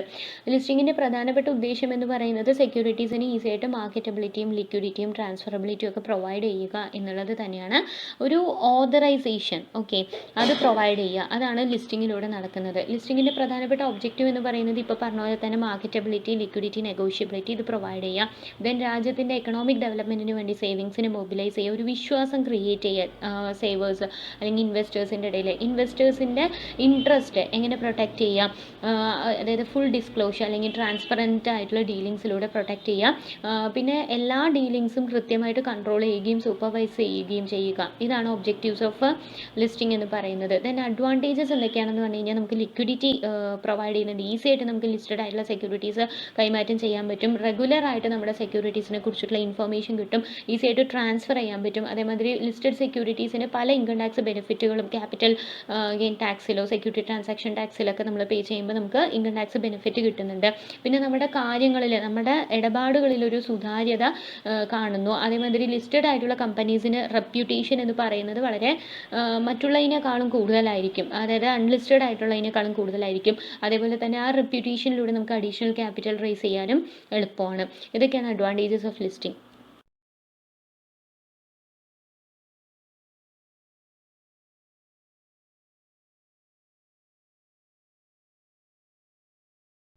നെക്സ്റ്റ് എന്ന് പറയുന്നത് ഓൺലൈൻ ട്രേഡിംഗ് ആണ്. ഓൺലൈൻ ട്രേഡിംഗ് എന്ന് പറയുന്നത് നമുക്ക് സെക്യൂരിറ്റീസ് ഇൻ്റർനെറ്റിലൂടെ, നമുക്ക് അതായത് ഇൻവെസ്റ്റേഴ്സിന് സ്വന്തമായിട്ട് ഇൻ്റർനെറ്റിലൂടെ ഫെസിലിറ്റി ഉപയോഗിച്ചുകൊണ്ട് ഓർഡേഴ്സ് പ്ലേസ് ചെയ്യാനും ഏത് സെക്യൂരിറ്റി വാങ്ങിക്കണം വിൽക്കണം എന്നുള്ളത് നമുക്ക് അതിൻ്റെ ട്രേഡിംഗ് മെമ്പേഴ്സ്, അതായത് ബ്രോക്കേഴ്സിലൂടെ നമുക്ക് ഈസി ആയിട്ട് ഇൻ്റർനെറ്റ് പ്ലാറ്റ്ഫോംസ്, ട്രേഡിംഗ് പ്ലാറ്റ്ഫോംസിലൂടെ നമുക്ക് നമ്മുടെ ഓർഡേഴ്സ് മാനേജ് ചെയ്യാനുള്ള ആ ഒരു ഫെസിലിറ്റി ഓഫർ ചെയ്യുന്ന ട്രേഡിംഗ് ആണ് ഓൺലൈൻ ട്രേഡിംഗ് എന്ന്.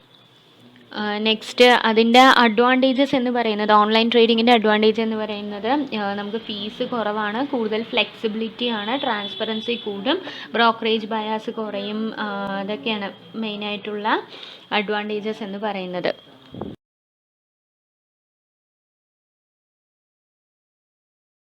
അതായത് വെഞ്ചർ ക്യാപിറ്റൽ എന്ന് പറയുന്നത് രണ്ട് ടേമാണ്, വെഞ്ചറും ക്യാപിറ്റലും. വെഞ്ചർ എന്ന് പറയുന്നത് ഇറ്റ്സ് എൻ ആക്ടിവിറ്റി, അതായത് റിസ്ക് ഇൻവോൾവ് ചെയ്യുന്ന ഒരു ബിസിനസ് അല്ലെങ്കിൽ ആക്ടിവിറ്റിയാണ് അല്ലെങ്കിൽ പ്രോജക്റ്റാണ് വെഞ്ചർ. ക്യാപിറ്റൽ ആ ബിസിനസ്സിന് വേണ്ട പണം, അതാണ് ക്യാപിറ്റൽ. അപ്പോൾ വെഞ്ചർ ക്യാപിറ്റൽ എന്ന് പറയുന്നത് ഒരു സബ്സ്റ്റാൻഷ്യൽ എലിമെൻറ്റ് ഓഫ് റിസ്ക് ഉള്ള ഒരു പ്രോജക്റ്റ് അല്ലെങ്കിൽ ഒരു ആക്ടിവിറ്റിയിലേക്ക് വേണ്ട ഒരു amount of capital. Okay, typically ഒരു പുതിയ പ്രോജക്റ്റ് ആയിരിക്കും, അല്ലെങ്കിൽ ഒരു ബിസിനസ് എക്സ്പാൻഡ് ചെയ്യാനോ ഇതുവരെ ആരും അത്ര കണ്ടു പരിചയമില്ലാത്ത ഒരു സംഭവം, കുറച്ച് റിസ്ക് ഉള്ള ഒരു ഇതിലേക്കുള്ള ഇൻവെസ്റ്റ്മെൻറ്റ് ആവശ്യമുള്ള ക്യാപിറ്റൽ, അതാണ് വെഞ്ചർ ക്യാപിറ്റൽ എന്നതുകൊണ്ട് ഉദ്ദേശിക്കുന്നത്. Okay, it's A type of private equity capital തന്നെയാണ്. അതായത് പ്രൊഫഷണൽ അല്ലെങ്കിൽ നമ്മുടെ ഓർഗനൈസേഷന് പുറത്തുള്ള ഇൻവെസ്റ്റേഴ്സ് നമ്മുടെ പുതിയ ബിസിനസ്സിനെ ഗ്രോ ചെയ്യാൻ വേണ്ടിയിട്ടോ അല്ലെങ്കിൽ പുതിയതായിട്ടുള്ള ഒരു ബിസിനസ്സിന് വേണ്ടിയിട്ടോ റിസ്ക് കൂടുതലുള്ള ഒരു ഇതിലേക്ക് വേണ്ട ഇക്വിറ്റി ക്യാപിറ്റൽ പ്രൊഫഷണൽസ് പ്രൊവൈഡ് ചെയ്യണം. അതാണ് വെഞ്ചർ ക്യാപിറ്റൽ എന്നതുകൊണ്ട് ഉദ്ദേശിക്കുന്നത്. ഓക്കെ,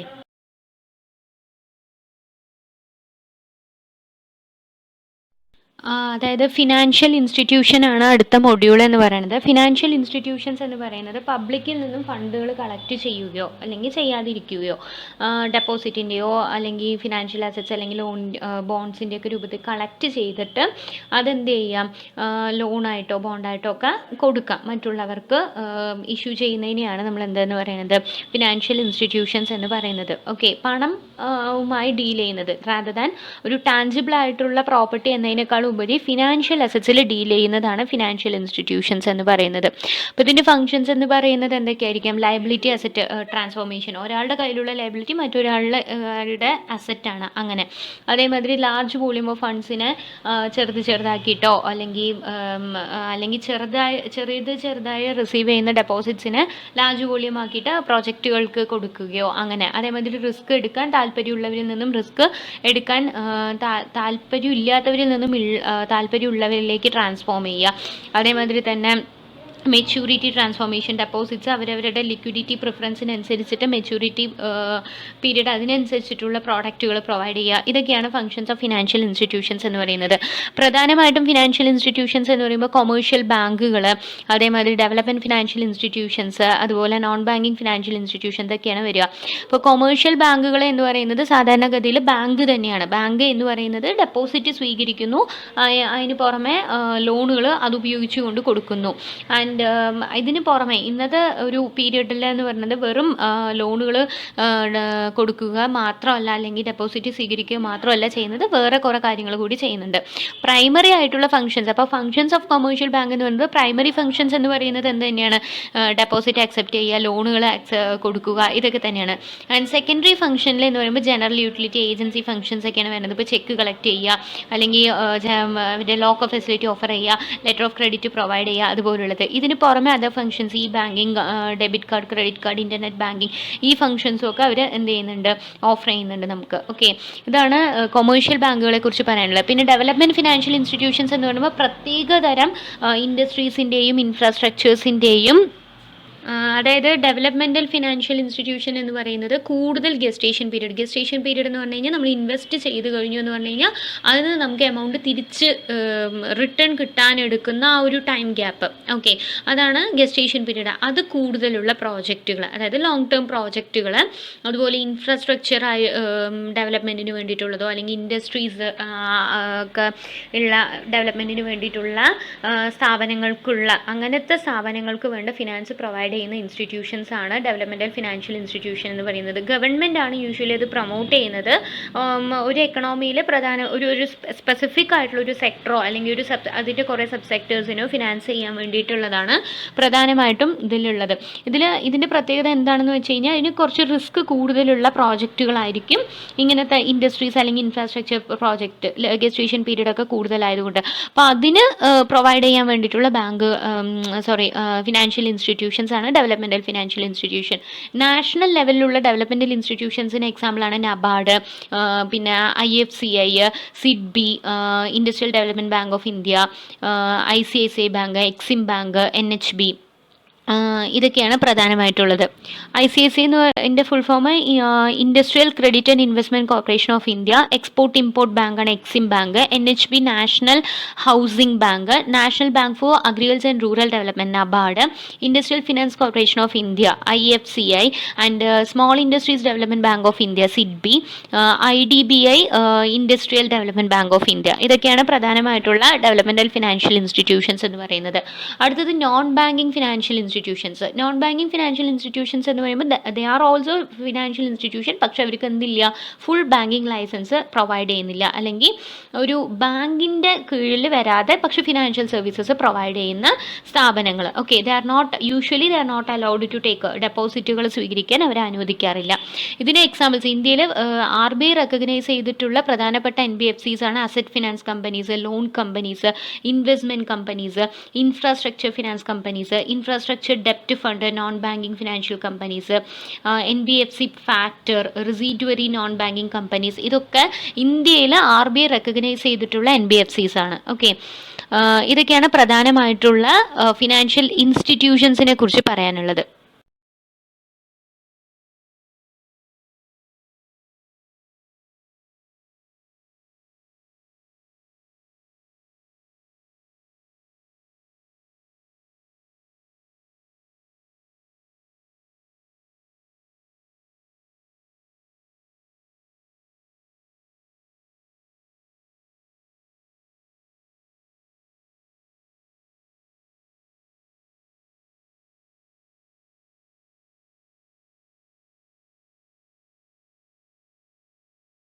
നെക്സ്റ്റ് എന്ന് പറയുന്നത് ലീസ് ഫിനാൻസിങ് ആണ്. ലീസ് എന്ന് പറയുന്നത് ലീസിങ് എന്ന് പറയുന്നത് ഇറ്റ്സ് എ പ്രോസസ്സാണ്. ഒരു ലെസറും ലെസിയും ഉണ്ട്. ലെസർ എന്ന് പറയുന്നത് ആ അസറ്റ്, ഏത് അസറ്റാണോ നമ്മൾ ലീസ് ചെയ്യുന്നത് അതിൻ്റെ ഓണർ, യഥാർത്ഥത്തിലുള്ള ഓണറാണ് ലെസർ.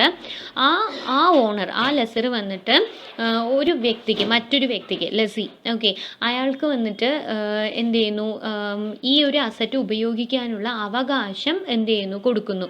അതിന് പകരം ലെസർക്ക് ലെസി പീരിയോഡിക് ആയിട്ടുള്ള പേയ്മെൻറ്റ്സ് കൊടുക്കുന്നതായിരിക്കും. ഓക്കെ, ഇതാണ് ലീസ് ഫിനാൻസിങ് എന്ന് പറയുന്നത്. അപ്പോൾ without actually owing the asset അത് ഉപയോഗിക്കാനുള്ള റൈറ്റ് നമുക്ക് ഒരു ഫിക്സഡ് പീരീഡിലേക്ക് കിട്ടുകയാണ് ചെയ്യുന്നത്. ഓക്കെ, ഇതാണ്, അതായത് നമുക്ക് ഒന്നിച്ചിട്ട് ആ ഒരു അസറ്റ് വാങ്ങിക്കാനുള്ള ഫണ്ടില്ല, ഫിനാൻസ് ഇല്ല എന്ന് പറഞ്ഞാൽ നമുക്കിത് ഓപ്റ്റ് ചെയ്യാവുന്നതാണ്. ഇതാണ് ലീസ് ഫിനാൻസിങ് എന്ന് പറയുന്നത്.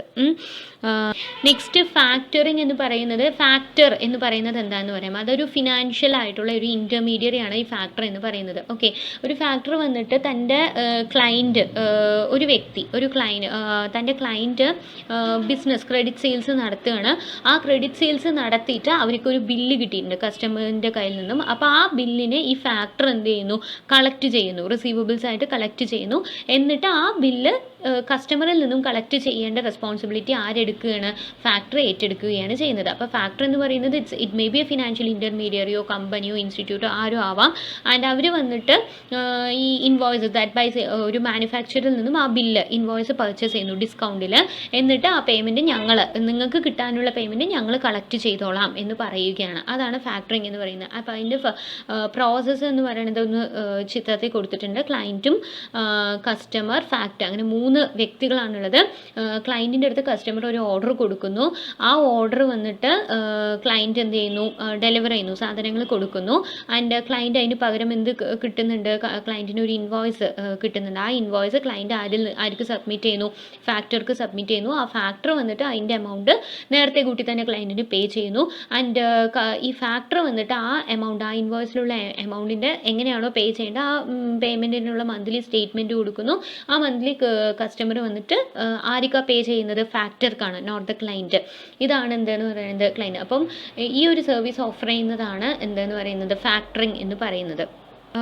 അടുത്തൊരു ടേമാണ് ഫോർഫീറ്റിംഗ് എന്ന് പറയുന്നത്. ഫോർഫീറ്റിംഗ് എന്ന് പറയുന്നത് ഒരു ഇൻ്റർനാഷണൽ ആയിട്ടുള്ള ട്രേഡ് ട്രാൻസാക്ഷൻസിൽ ഇൻവോൾവ് ചെയ്യുന്നതാണ്. അതായത് നമ്മുടെ അവകാശങ്ങൾ സറണ്ടർ ചെയ്യുക, അതാണ് ഫോർഫെയ്റ്റ് എന്നതുകൊണ്ട് ഉദ്ദേശിക്കുന്നത്.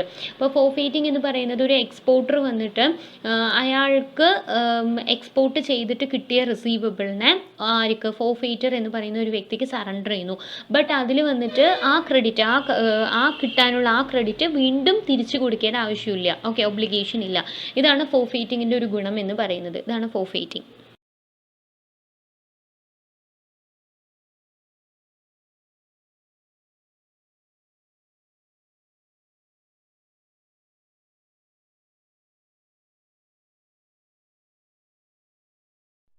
അടുത്ത നമ്മുടെ മൊഡ്യൂളാണ്, ലാസ്റ്റ് മൊഡ്യൂളാണ് റെഗുലേറ്ററി ഇൻസ്റ്റിറ്റ്യൂഷൻ. ഇപ്പോൾ നമ്മൾ പറഞ്ഞ കുറേ ഫിനാൻഷ്യൽ ഇൻസ്റ്റിറ്റ്യൂഷൻസും നമ്മുടെ ഫിനാൻഷ്യൽ സിസ്റ്റത്തിനകത്ത് വരുന്ന ഒരുപാട് സ്ഥാപനങ്ങളെക്കുറിച്ച് പറഞ്ഞു. അപ്പോൾ ഇതിനെയൊക്കെ റെഗുലേറ്റ് ചെയ്യാൻ തീർച്ചയായിട്ടും ഒരു ബോഡിയല്ല, ഒന്നിലധികം ബോഡീസിൻ്റെ അത്യാവശ്യമുണ്ട്. അപ്പോൾ ആ ഇൻസ്റ്റിറ്റ്യൂഷൻസ്, ഇന്ത്യയിൽ പ്രധാനമായിട്ടുള്ള റെഗുലേറ്ററി ഇൻസ്റ്റിറ്റ്യൂഷൻസ് ഏതൊക്കെയാണ് എന്നുള്ളതാണ് ഈ ഒരു മൊഡ്യൂളിനകത്ത് പറയുന്നത്. അപ്പോൾ നമുക്ക് തന്നെ അറിയാം, റെഗുലേറ്ററി ഇൻസ്റ്റിറ്റ്യൂഷനിൽ പ്രധാനമായിട്ടും വരുന്നത് RBI യും സെബിയും ആണ്. അപ്പോൾ ആദ്യം വരുന്നത് reserve bank of India, RBI ആണ്. ഇന്ത്യയുടെ സെൻട്രൽ ബാങ്ക്. എല്ലാ രാജ്യത്തിനും അവരുടെ മോണിറ്ററി സിസ്റ്റത്തിനെ റെഗുലേറ്റ് ചെയ്യാനും കൺട്രോൾ ചെയ്യാനും മോണിറ്റർ ചെയ്യാനും സൂപ്പർവൈസ് ചെയ്യാനും ഒരു സെൻട്രൽ ബാങ്ക് ഉണ്ടാവും. Okay, it is A supreme bank of A country. എല്ലാ രാജ്യത്തിനും ഉണ്ടാവും. അതുപോലെ ഇന്ത്യയുടെ സെൻട്രൽ ബാങ്കാണ് reserve bank of India. Okay, അത് എസ്റ്റാബ്ലിഷ് ചെയ്യുന്നത് 1 April 1935 reserve bank of India act പ്രകാരമാണ്. ഒരു 22 റീജിയണൽ ഓഫീസസ് ഉണ്ട്. ഏകദേശം സ്റ്റേറ്റ് ക്യാപിറ്റൽസിലൊക്കെ ഉണ്ട് അതിൻ്റെ റീജിയണൽ ഓഫീസസ്. അപ്പോൾ ഇതിൽ പ്രധാനമായിട്ട് നമുക്ക് അറിയാനുള്ളത് RBIൻ്റെ ഫങ്ഷൻസ് ആണ് മെയിനായിട്ട് പഠിക്കാനുള്ളത്. അതിൽ വന്നിട്ട് നമ്മൾ RBIൻ്റെ ഫങ്ഷൻസിനെ 2 ആക്കിയിട്ട് ക്ലാസിഫൈ ചെയ്യുന്നു. ഒന്ന് മോണിറ്ററി ഫങ്ഷൻസും ഒന്ന് നോൺ മോണിറ്ററി ഫങ്ഷൻസും. മോണിറ്ററി ഫങ്ഷൻസ് എന്ന് പറയുന്നത് എന്തൊക്കെയാണെന്ന് വെച്ച് കഴിഞ്ഞാൽ, ഒന്ന് ഇഷ്യൂ ഓഫ് കറൻസിയാണ്. ഓക്കെ, 1 രൂപ നോട്ടുകളും നാണയങ്ങളും ഒഴികെ അത് ഫിനാൻസ് മിനിസ്ട്രിയാണ്. ബാക്കി എല്ലാ രൂപ നോട്ട്സ് ഇഷ്യൂ ചെയ്യേണ്ടത്, കറൻസി ഇഷ്യൂ ചെയ്യേണ്ടത് RBIൻ്റെ ജോലിയാണ്. Okay, then banker to the ഗവൺമെൻറ്റിൻ്റെ ബാങ്കർ. അതായത് നമ്മൾ പറഞ്ഞു T-ബിൽസിൻ്റെ കാര്യമൊക്കെ പറയുമ്പോൾ T-ബിൽസ് ഇഷ്യൂ ചെയ്യുന്നത് ഗവൺമെൻറ്റിന് പകരം ആരാണ്? RBI ആണ്. അപ്പോൾ ഗവൺമെൻറ്റിന് ആവശ്യമുള്ള സമയത്ത് ഗവൺമെൻറ്റിന് അഡ്വൈസ് നൽകുക. ഇപ്പോൾ മോണിറ്ററി പോളിസീസിൽ ചേഞ്ച് വരുത്തേണ്ട കാര്യങ്ങളോ, അല്ലെങ്കിൽ ഗവൺമെൻറ്റിന് പകരം ഫണ്ട് കളക്ട് ചെയ്യുക, കിട്ടാനുള്ള പൈസയൊക്കെ കളക്ട് ചെയ്യുക. അതേമാതിരി ഗവൺമെൻറ്റിന് കൊടുക്കാനുള്ള ഈ ഗവൺമെൻറ്റുമായി ബന്ധപ്പെട്ട ട്രാൻസാക്ഷൻസ് ഒക്കെ ഡീൽ ചെയ്യുന്നതൊക്കെ RBI ആണ്.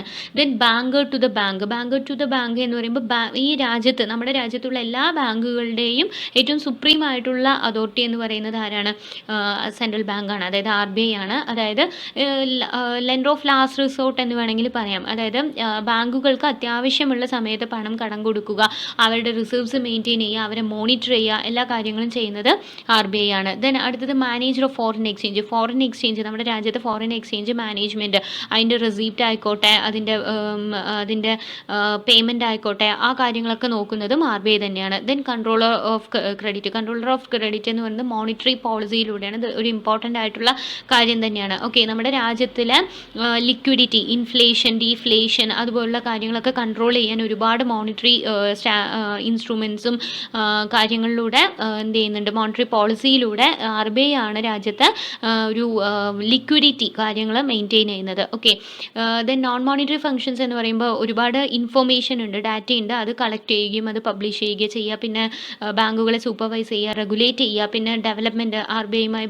ഇൻഫർമേഷൻസ് ഷെയർ ചെയ്യുക, പിന്നെ എല്ലാവരിലേക്കും എത്തിക്കാൻ വേണ്ടിയിട്ടുള്ള ഡെവലപ്മെൻറ്റ് ഫങ്ഷൻസ്, പ്രൊമോഷൻ ഫങ്ഷൻസ്, ഇതൊക്കെ RBI ചെയ്തുകൊണ്ടിരിക്കുന്നുണ്ട്.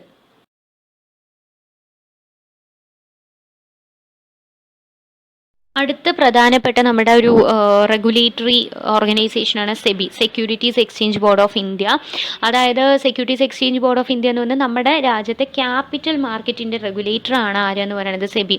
മണി മാർക്കറ്റിൻ്റെ ആണ് ശരിക്കും RBI എന്ന് പറയുന്നത്, ആൻഡ് ക്യാപിറ്റൽ മാർക്കറ്റ് റെഗുലേറ്റർ ആണ് സെബി എന്ന് പറയുന്നത്. സെബി എസ്റ്റാബ്ലിഷ് ചെയ്തത് 1988 ആണ് എസ്റ്റാബ്ലിഷ് ചെയ്തതെങ്കിലും ഇപ്പോൾ ഉള്ള സെബീൻ്റെ ആ പരമാധികാരം, അതായത് ക്യാപിറ്റൽ മാർക്കറ്റിന് റെഗുലേറ്റർ എന്നുള്ള സ്റ്റാറ്റ്യൂട്ടറി പവർ കിട്ടുന്നത് SEBI act 1992 Indian parliament pass ചെയ്തപ്പോഴാണ്. ഇന്ന് സെബിയുടെ ഹെഡ് ക്വാർട്ടേഴ്സ് മുംബൈയിലാണ്.